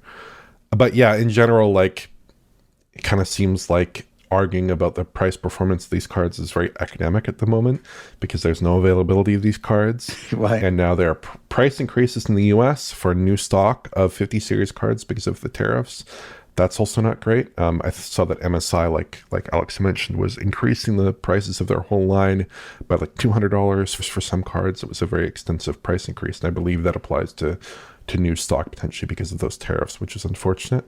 But at the moment, I mean, the best GPU is the one you can buy, and to me, at least in Canada, I'm seeing availability of the 40 series through the 4070 Ti, so 4060, 4060 Ti, 4070, 4070 Ti. I'm seeing availability of the AMD line pretty much throughout the stack, more or less, of their current generation graphics cards. 50 series availability, and then some availability of used cards like used 4090s, used 4080s, used 4080 Supers, whatever you want to say there. So that's kind of the effective graphics card market at the moment. There really is no 50 series stock, and given NVIDIA's margins on data center products, I don't really know what their strategy will be with the go-to-market on the 50 series products. Like, are they going to have a conventional stock allocation in a couple months, or are we going to continue to see severe shortages there? I'm not really sure. But for now, at least, to me, it's kind of an academic argument because these cards don't really exist, and they don't really exist at MSRP anyways. So, and the MSRP is going to probably have to go up, and I don't even know. So, it's kind of weird, right? Because, if a console sells out and then comes back into stock, you can get it from Amazon for MSRP. And, there doesn't seem to be the same kind of scalping from retailers that happens in the PC space. It's kind of a bit weird, right? And I'm calling into question the sort of whole setup of how PC components are actually marketed and sold at this point. This question from some guy person: to provide some additional commentary around 50 series supply issues, the quote-unquote Tech Poutine podcast mentioned how something like 40,000 to 50,000 TSMC wafers were destroyed in earthquakes that hit Taiwan right around the time that the 50 series cards were in production. Not only that, but because of the enterprise Blackwell chip issues, NVIDIA might have run several quote-unquote hotspots through the fab that prioritized their server chips at the cost of the consumer chips. I also heard somewhere, it might have been Steve from Gamers Nexus, that the 50 series cards only started assembly after the CES presentation, so all the cards on the market were effectively produced in 2 weeks or so, all in a push to get cards out before Chinese New Year, which shut down all of the factories that actually make these cards. The restocking is also taking a long time because of the factories being shut down, and then the time it takes to ship these things across the oceans to get them into the Western markets. That's interesting. Wow. There's a lot of sort of, I think what this serves to highlight is you never quite know the true story as to why things are happening. And I do think there should be transparency from companies, right? I mean, 40 series pricing was hammered, quite rightly so in some instances. But, at the same time, in 2020, 2 years prior, we've literally got Microsoft telling us why they can't cost reduce the Xbox Series consoles. That was like probably the biggest act of transparency in terms of build costs that I think I've seen from a major manufacturer / platform holder. And it kind of puts into context why some of this stuff is happening. There's like a perfect storm of, even Microsoft couldn't have predicted COVID, couldn't have predicted massive inflation, that kind of thing.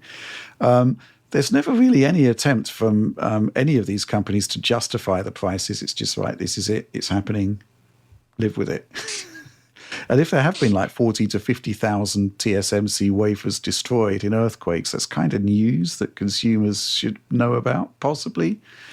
The concept of the the AI side of things, taking away from the consumer side things, they're on different process nodes. So I'm kind of curious as to what extent.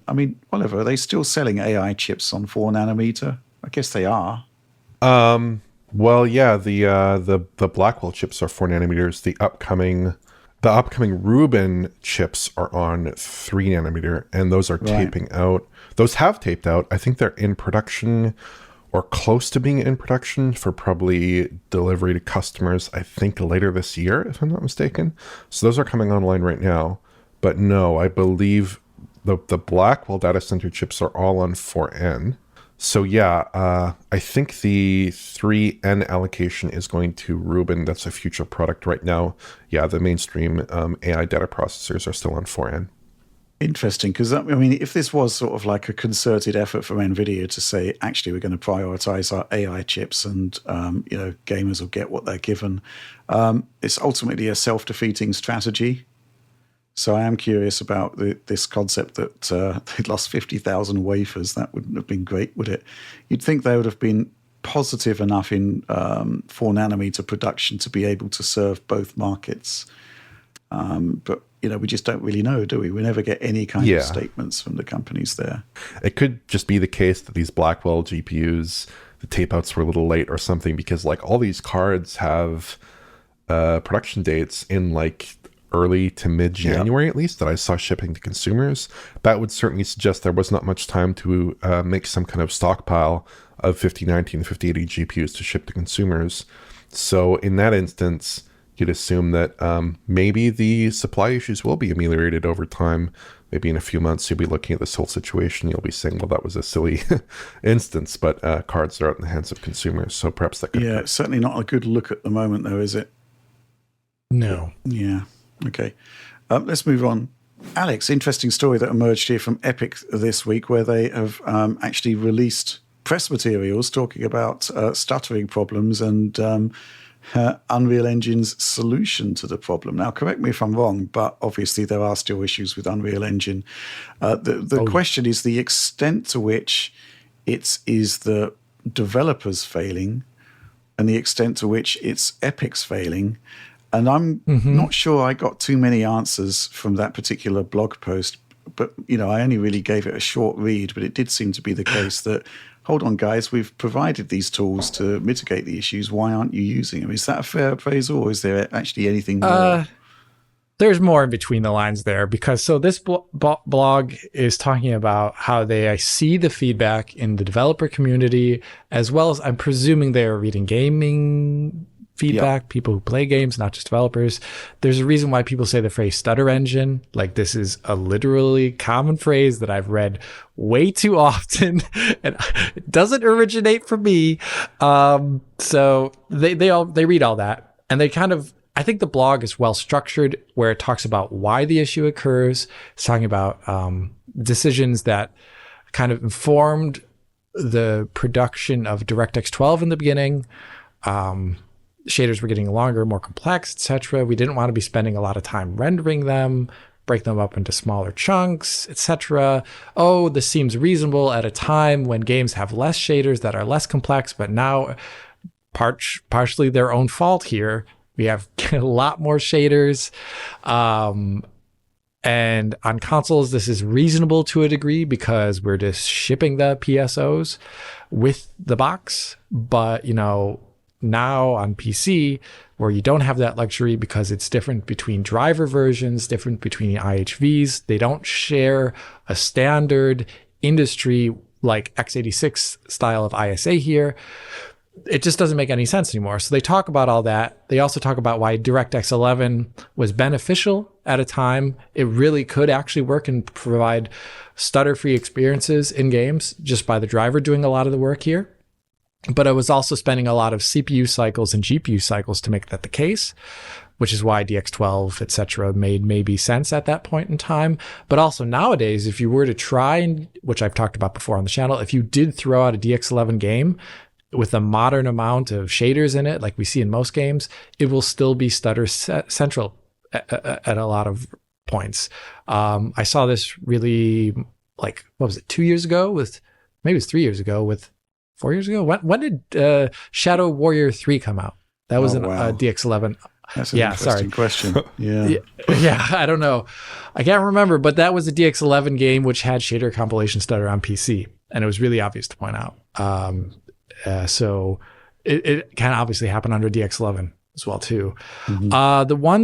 The part of the blog that I slightly take issue with is the fact that they do say, like, that they've that they've got a lot of it working with Fortnite, and I've shown time and time again that even in the latest version of Fortnite that the game is still really stuttery for your first couple of gameplay sessions. Now they kind of point that out, that there's global shaders that their current system still doesn't take care of. So they're not living up to their end of their bargain there. So there's that.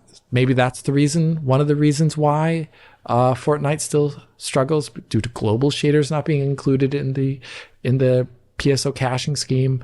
But also, I've heard from multiple developers behind the scene, and these are people who are really technically minded people, that the systems that they've provided to developers didn't necessarily actually function correctly from versions 5.1 to 5.4 if you tried to hook them up. You had to do specialized work to actually make them function. Maybe they've heard that internal feedback from people who are actually very gifted at working with these things. But I've also heard from multiple people behind the scenes that it actually didn't work as advertised behind the scene, and they had to do specific work to make it work for their games. So that is another thing. There was one part of this blog that I really liked, though. I mean, they're saying they're going to work on this in the future. Global shaders will be done. They say at the end, though, that they are going to want to work toward a system that is potentially, I would say, more invisible to the developer, where they don't have to do much of anything at all to make a game a stutter-free experience on PC. That, I feel, is the nth degree goal for this. They also say, we are also working with hardware and software vendors to adapt drivers and graphics APIs to the way games use these systems in practice. The thing is, I actually think Windows and NVIDIA and AMD and Intel and even large distribution systems like Epic Game Store and Steam, they could play a much larger part in this. I feel like the design of DX12 doesn't fit with the modern context of the way games are developed. It doesn't make sense to make developers figure out this entire thing each and every time they make a game, when there could be an API designed around this, either distribution, shader pre-compilation, bundling them differently, having it be less intense, like the whole thing that was introduced into Vulkan most recently. Like, I feel like there's a large, complex system where I don't feel like Epic's wholly at fault for this here, but they've been at fault for it for a long period of time. It's not a great situation, but I'm just generally very happy that they are very explicitly talking about it on the Unreal Engine blog. And there apparently was a stream, I believe, last night that I haven't been able to watch just yet that went into it as well too. But it's good to see that my beating the drum and all the people out there, developers as well as game players, talking about wanting stutter-free experiences can potentially have large, reaching consequences, where Epic is now really going to be focusing on it in a better way. So that makes me happy. And I just wanted to call attention to this little blog here on DF Direct. Cool, good stuff. Anything you want to add, Oliver? Not too much. Just to say that I upgraded my GPU to a 1590 recently after testing, and I got the retail drivers in there, and seeing shader comp in a variety of titles, including the now infamous possibly, Final Fantasy VII Rebirth was not too good. Coming back to that shader compilation situation in Unreal, so hopefully there can be some widespread resolution of this issue across UE5 devs. Yeah, there does seem to be at least a will to actually do something positive about it, and I guess it starts with this blog post. Okay, let's move on. Final news story, just quickly. We had an indication yesterday that Star Wars Outlaws has been updated with the latest version of PlayStation's Spectral Super Resolution, PSSR. So this was a game that had profound image quality issues with Sony's upscaler. Previously, we saw the same thing with another Star Wars title, Star Wars Jedi Survivor. And yes, they were saying then that it looks as though they've updated with a new version of PSSR, and this seems to have been corroborated by Ubisoft Massive, who are saying they've updated with this new version of PSSR. So, Oliver, you've taken a look at it. Is it a big improvement? I have taken a look at it. I wouldn't say it's a big improvement, but it definitely is an improvement. So I would say the biggest area where you see a difference is the foliage. So the foliage had a pretty unstable, flickery look before, similar to what we saw in Jedi Survivor. Especially at range, it got pretty bad there. But now the foliage looks a lot more stable. Like in the performance mode here, I'm not really that bothered by instability in the foliage. The amount of noise overall in the image is maybe a little bit less as well, but it's really that foliage that sees the bigger improvement. Other areas where PSSR isn't that stellar, doesn't do that good of a job, like overall image clarity and sharpness, still don't feel ideal. And in the performance mode in particular, the ray tracing is pretty low res. There's a lot of breakup in the RT reflections and the RTGI. That isn't really going to change no matter what upsampling solution you throw at it, unless it's like ray reconstruction or something. It's kind of an issue in that game with those quality settings across all platforms, in my experience. Performance is also, in the same ballpark, which is like 60 FPS, but it drops a frame fairly often. During traversal especially. That's kind of the typical run of play with these massive snowdrop titles here. They do tend to drop frames from time to time at 60 FPS, at 60 hertz output. I also tested the quality mode. Similar story. Foliage is cleaned up a bit, but elsewhere the differences are really hard to pull apart. So I think it's a fine upgrade overall in the stuff that I tested. I saw some commentary online that was like, this game is totally fixed. It's fantastic now. No, I wouldn't say so. It's not the best in terms of preserving that overall detail level at rest, which is where temporal upsamplers tend to fare best. PSSR still isn't doing a great job there. That's still kind of a fundamental, I wouldn't say fundamental weakness, but it's a really common thing that we see across a lot of PSSR titles, not maintaining that image detail at rest. With Jedi Survivor, though, there were some deeper issues with the foliage stability, like with the flickering and the strobing and all this stuff that was quite nasty. That was fixed as well. And also the FSR in Jedi Survivor did a bit of a better job, I think, in general, whereas the FSR in Outlaws, to me, it doesn't look that great here. So, yeah, there are also a few other areas where I could have expected to maybe see some differences, like in the screen space reflections. I didn't quite test that, but I could imagine there might be some improvement in the stability of those reflections, at least based on what we saw in Jedi Survivor. There could be some improvement there. But overall, yeah, it's not a huge difference, but it's enough to make the game, I think, look a little bit more presentable, and it's getting PSSR kind of a little bit closer to where we'd like it to be, ultimately speaking, I think. Mm-hmm. Okay, interesting. I mean, I'm just looking at your footage here, and it really does make me want to play the PC version. Yeah. It's still not particularly great from an image quality perspective, and it's a bit of a shame bearing in mind just how great the graphics are in this game. So I don't know what you think about that, Alex. Well, for me, I mean, yeah, the footage speaks for itself, but I would also just say, I think this is a fundamental flaw in how PSSR is, where it's requiring developers to update their game and do a whole new round of QA and potentially pay the cost for getting that patch through certification for a product that is kind of beta.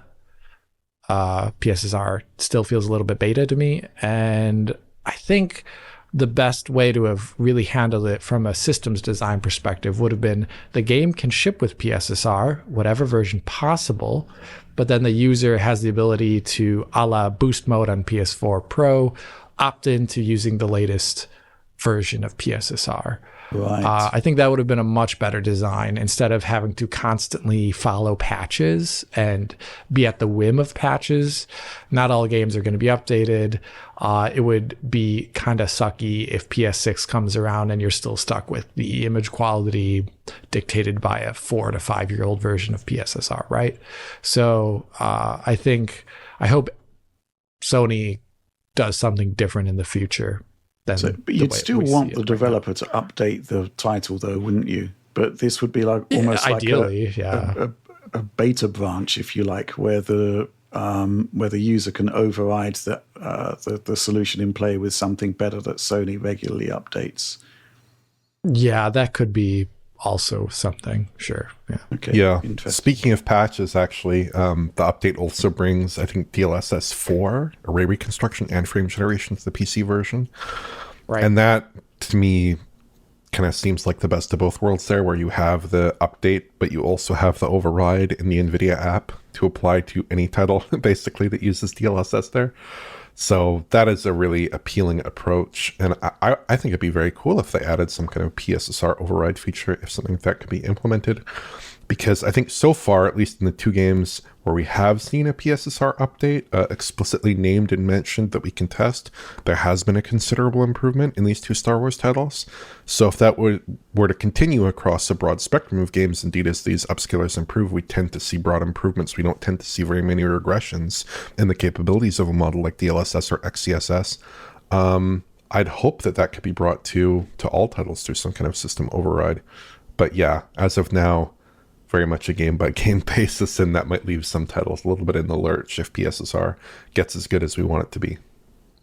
Let's move on. It's supporter Q&A time. This is the part of the show where every week I ask our supporters to give us questions. We choose the best, or rather the ones we're best equipped to answer. And we're going to start with this one from the collector. This might be a bonkers request, but for science...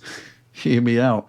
Have you considered comparing what it would be like to run a game like Cyberpunk at 200 FPS on a 5090 without using any of the AI, adjusting the settings accordingly, and comparing with the 5080 with all the AI trickery, also at 200 FPS, and seeing what the difference is in image quality and input lag? I want to suss out whether AI is as good as all that, or if it's just smoke and mirrors, double question mark. Keeping it classy, blokes, exclamation point. Well, we're still sort of trying to figure out how to fully test MFG, multi-frame generation, in a way that's meaningful. There's been plenty of good stuff out there so far, I think. But absolutely, the concept of targeting a frame rate, although I don't know, it's certainly a way to compare the impact of MFG, right, Alex? Yeah, it would. I mean... So there are differences. The one thing is, I don't know if MFGs, I mean, advertising is one thing, but if we're just realistic about what it is doing, we know it cannot possibly be the exact same thing as a natively rendered FPS experience. Yeah, it will be different. It'll be worse in input latency, and it'll have a higher propensity for more visual artifacts in certain screen areas or conditions that the game could find itself in. So that test tells us something that we already know from the onset, and it's interesting from an academic perspective, but it doesn't talk about what is the subjective experience of not having it versus having it. And right. I find that more compelling from a use case perspective, because that tells us like a scenario where how many people are going to run Cyberpunk at a native 200 FPS? Or would they rather do something that allows them to play the game the way they couldn't have played it before, with things like path tracing, etc. So, I mean, it's interesting, but once again, like just fulfilling the academic need to point out something. It's probably very interesting in the form of a video pointing it out, but it's not going to get us anywhere further, especially in like 5 to 10 years when everyone's using MFG. And now we've got this, like, how do we start talking about it then when it's, I was going to say gang und gäbe, but like when it's like the thing that everyone's using and everyone has. And like, then how do we start talking about the subjective experience of playing a game? What is our new metric for talking about games at that point in time? And I want to start working towards that direction instead of kind of sitting in the mire of how we would talk about it, versus like super sampling, like that doesn't bring us much further to a new way to appreciate games. So that's what I want to try and do when we get around to this. And it's going to be coming soon enough. But like, when I talk about MFG, I do want to try and focus the video in a way that hones in on what it is doing actually from a gaming perspective. So that's the way I'm looking at it. Thoughts, Oliver? I mean, just my immediate response to this question is like, if you have a 5080 with ray reconstruction, with reflex, with frame generation, as opposed to a 5090 with none of those features, I mean, I think the 5080 is pretty clearly going to win that comparison in terms of hitting really high frame rates with ray tracing, in terms of looking like really, really good and reasonably responsive there. I think you can probably have a great experience. I think it wouldn't be very competitive, but I also think that kind of academic use case is not that important in a title like Cyberpunk, where I think so much of that visual experience is tied up in trying to achieve higher settings using ray reconstruction, using all that AI trickery as this user suggests.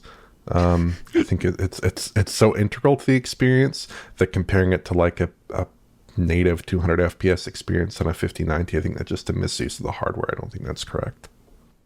Yeah, I mean, I think probably a more telling comparison, bearing in mind NVIDIA is trying to tell us that a 5070 is as good as a 4090 in performance terms, is actually to test those particular claims, but it's not going to be.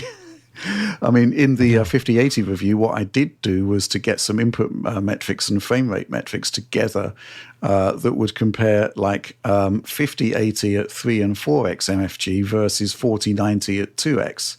And the frame rate is higher on the 5080, but also the latency is higher. It's interesting to see the extent to which that matters. I mean, 3x MFG on Cyberpunk was like 16% faster than 2x on 4090 and like 46% faster with 4x. But then you look at the latency metrics and let's have a look here. Actually, I'm just brought up the page. We're on like essentially 39 milliseconds of latency with that 4090. And then looking at the 5080 with the quote unquote faster frame rate, basically for that 16% of extra frame rates, you're paying 10 milliseconds of latency. But for the 46% of extra frame rate, you're paying 12 milliseconds. So there's an interesting balancing act going on there in terms of smoothness versus fluidity. Anyway, we're going to have a good think about how we're going to approach this particular coverage, because what those metrics don't encompass is image quality, for example. Question is how relevant that image quality is when you're at 180 frames per second or whatever. Anyway, let's move on to the next question. It's kind of related. This one comes from Michael Giles. Howdy DF crew.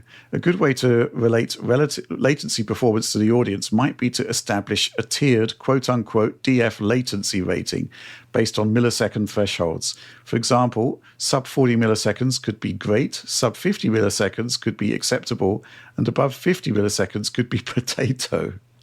Thoughts? If the 5070 Ti and 4090 have the same path tracing FPS in Cyberpunk, but you're still able to tell me which card actually plays in an acceptable / non-potato manner, then I'll know which card actually fits my needs better.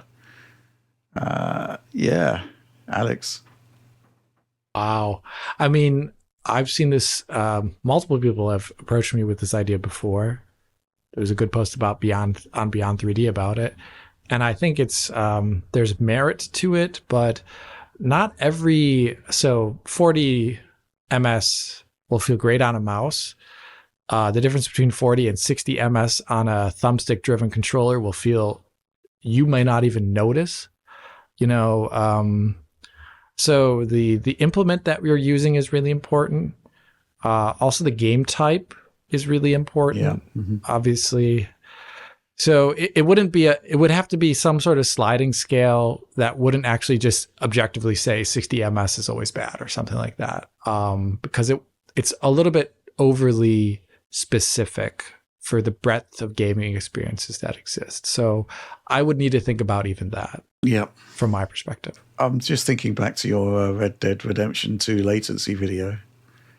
Where God, it's been a while, but yeah. Some of the numbers that are in there, make frame generation look like a complete non-issue because there's some of the animation latency in there. Wasn't it like 400 milliseconds or something crazy? Yeah, it's ridiculous how, a lot of, like, just to do basic stuff, he, like, starts it, like most people, it is interesting to talk about, you're talking about, like, 12 milliseconds there, difference between on and, or, like, between the experiences. And, in the grand scheme of things, that is, one extra frame of buffered latency in a game. So if you've ever used triple buffering or double buffering at something like 80 FPS, then that's what that would be like. And for the longest period of time, triple buffering was seen as an image quality enhancement in games, not as a detriment. So it is interesting to see how times change.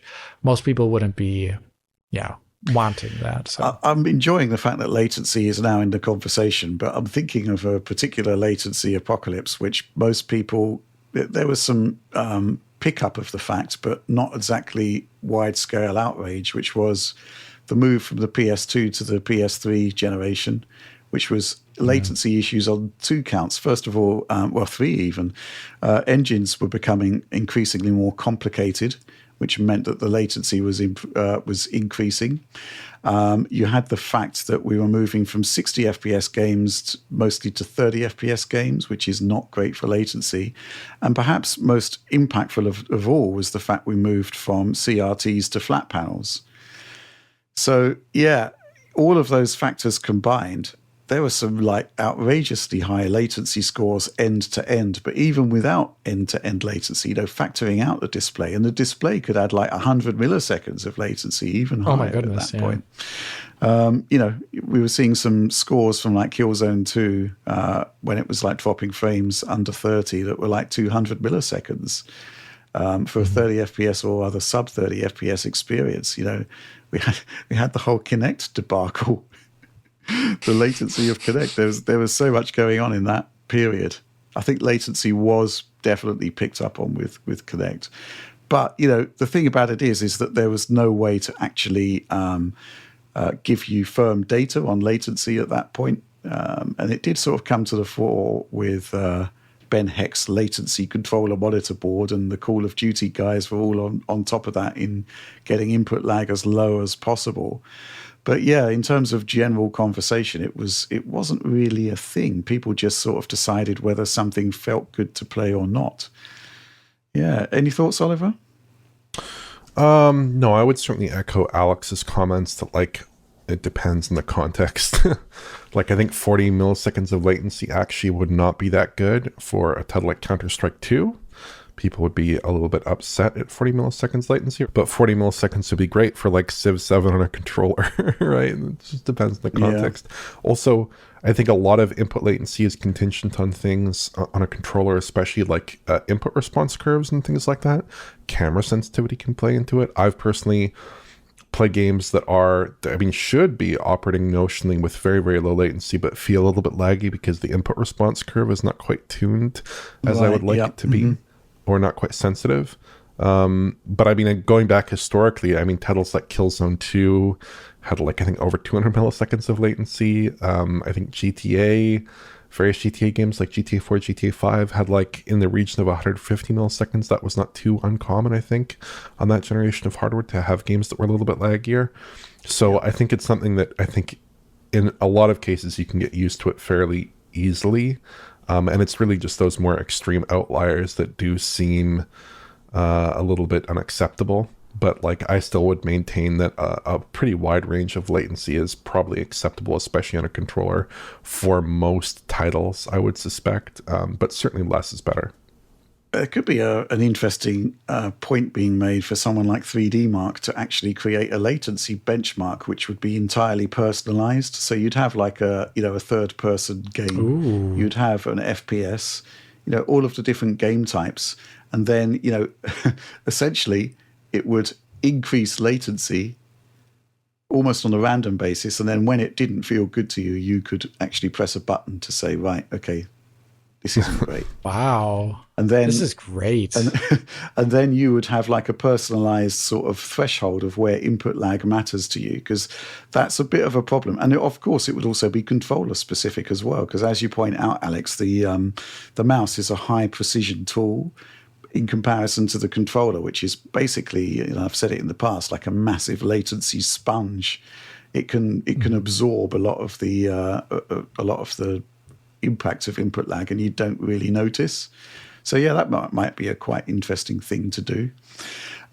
Let's move on to the next question. This one from Octalima. Got to write that down. Sorry. Yeah.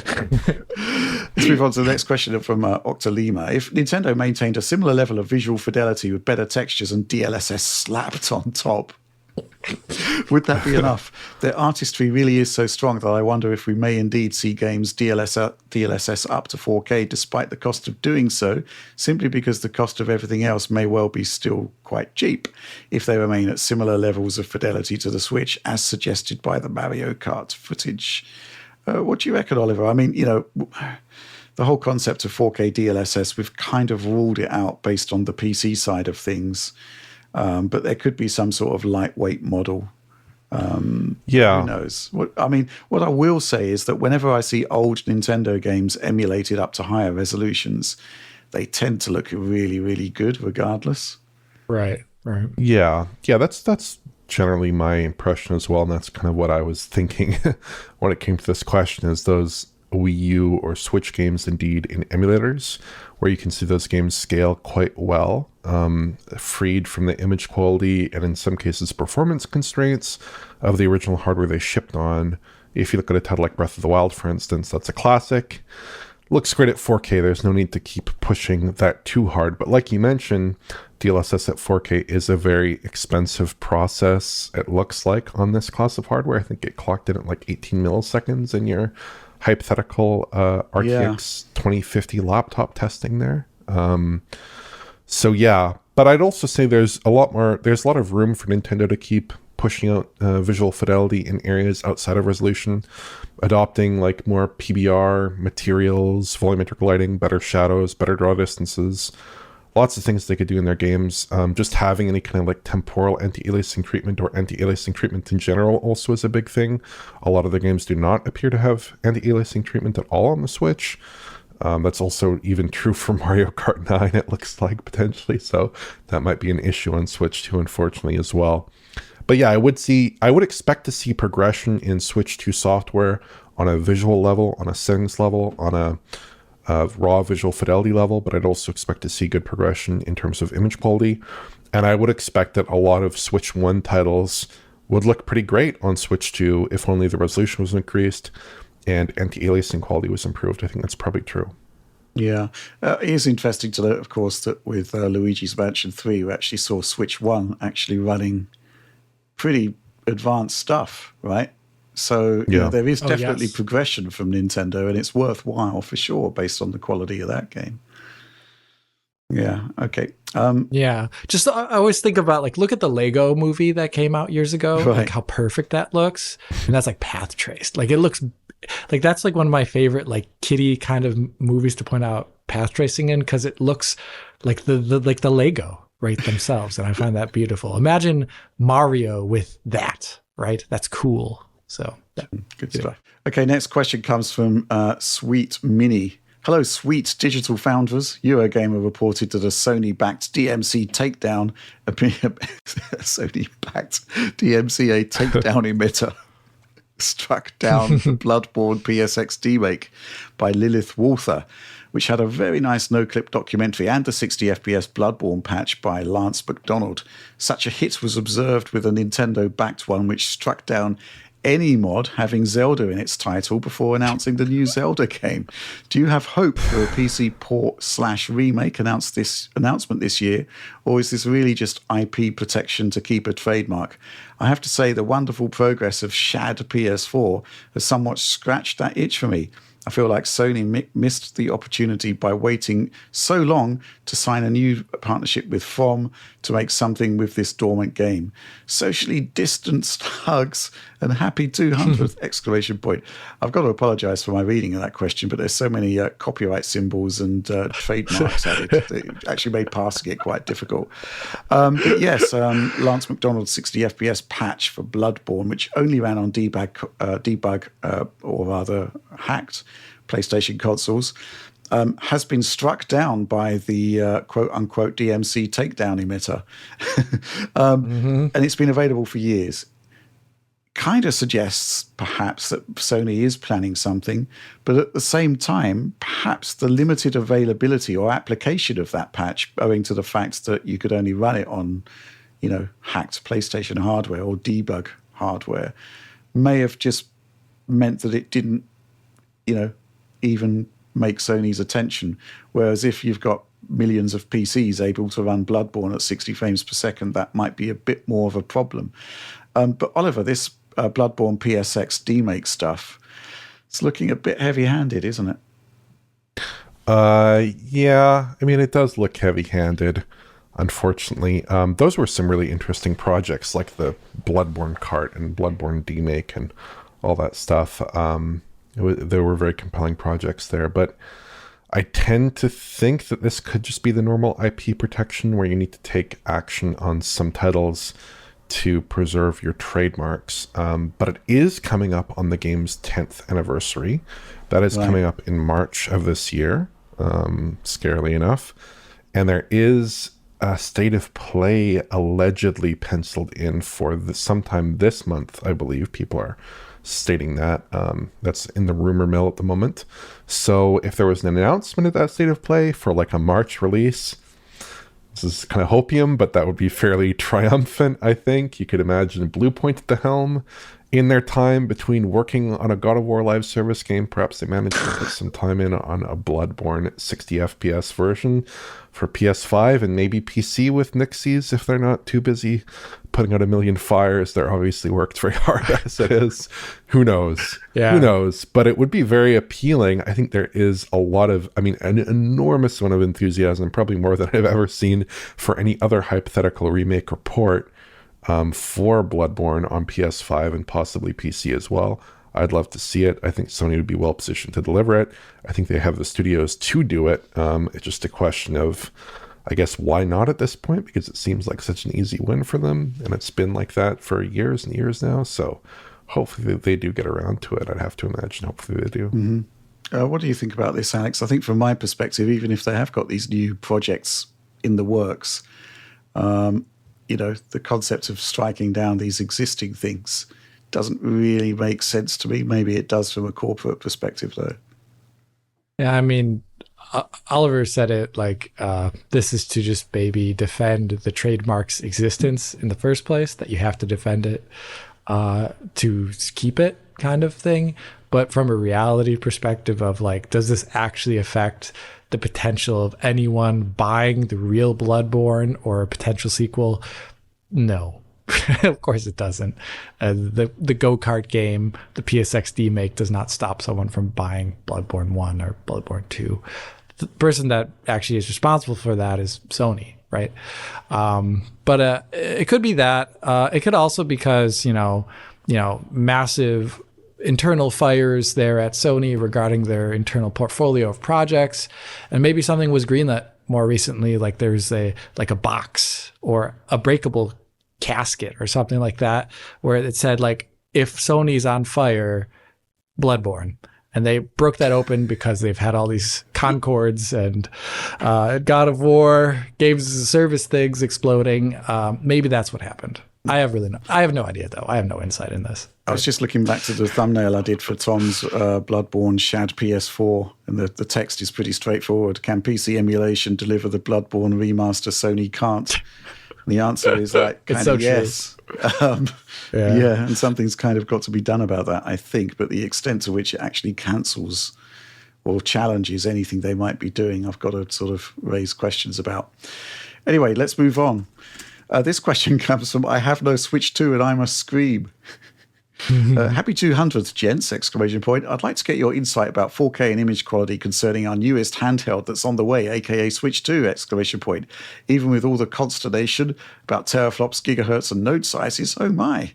It's obvious that Switch 2 can do 4K in some form or another, but, all things considered. But in TV mode, wouldn't a very high quality 1080p at 60 FPS be much more preferable to some hypothetical 4K that sacrifices image quality and frame consistency? Sitting in front of my 4K TV playing 1080p games from about a meter away, I can barely make out a pixel as long as the image quality is high. Are all the hopium with regards to 4K 60 with DLSS kind of missing the point? 3 to 4 teraflops with DLSS should be able to give us some wicked ports at 1080p, even from PS5 level games. No? I look forward to your insights. Cheers! Exclamation point. Yeah, it's an interesting question on a number of fronts. I mean, obviously, simple games will be able to run at 4K on a Switch too, right? It's, simple games. Then we've got this concept of image quality within the living room. And I think this is an interesting point because Switch 1 games in the living room don't look particularly great, right? Upscaling is poor. In base resolutions are poor. But, the concept of being able to make out single pixels, that's not really how image quality works. It's basically about aliasing, right? And aliasing in motion can be very, very visible with low resolutions and or poor anti-aliasing. But Oliver, what do you think about this? I mean, I would definitely agree with the sentiment that 1080p with great AA or like super sampling level anti-aliasing can look better than 4K with no AA for sure. Indeed, in 1080p movies or TV shows, people watch those in 4K sets all the time. And I'd venture that those television shows and movies, which are effectively super sampled from infinite resolution, do look better than 4K content typically certainly in games, in real-time applications. But I would also stress here that DLSS works a lot better, it seems to, probably on this class of hardware, targeting something like 1080p or 1440p rather than 4K. So the idea that we're going to see native 4K in Switch software in general is a little bit questionable. I don't think we're going to see a whole lot of that. The idea that we're going to see DLSS 4K in Switch software, I think that's also quite unlikely. So yeah, I do think that phenomenon of like a 1080p title with DLSS, reasonably good image quality, maybe operating from like 720p internal or 540p internal, and it looks okay on a 4K set. I think you're going to see a lot of that on Switch 2, frankly. And I think that's probably okay given the hardware. At least it's a big step up over Switch 1, in which you might have seen a lot of like 720p titles with no anti-aliasing or minimal anti-aliasing, targeting that same 4K set and largely failing, I would say, to deliver a consistently good image on that 4K set, with maybe some rare exceptions. Like I go back to Luigi's Mansion as well there, which had TAA was operating at like 1080p 30, and that looked fine in general in a 4K set. I'd expect to see a lot more titles in that mold on Switch 2, with a few maybe breaking that mold and going up to like 1440p or higher resolutions on Switch 2 hardware with the use maybe of some technologies like DLSS. Yeah, and again, there's going to be issues with games that are going to be running at much lower than 720p internal resolution, so that's going to be interesting to see how those ones play out. All eyes are on Unreal Engine 5 games running on Switch 2. Thoughts, Alex? Yeah, I think you focusing and Oliver focusing on good anti-aliasing as being more important than raw pixel output, something that I would rather often say for most genres of games at a, especially in the living room scenario. Different thing when you're on a PC and preferences there. But I'd say that's really important. Flickering, moire pattern, any of these other things that typically give away the fact that that there's some sort of instability between frames. If that is largely eliminated, then you can have a great experience. And I think that's what I would also prefer most developers targeted in Switch 2 hardware than some, let's just say unrealistically high resolution where other things start to have to make sacrifice. Now, one thing I have yet to see proven, and unfortunately the initial Switch 2 footage that we've seen so far doesn't help, is that Nintendo hates anti-aliasing for some reason, and which is weird because the Nintendo 64 was all about anti-aliasing.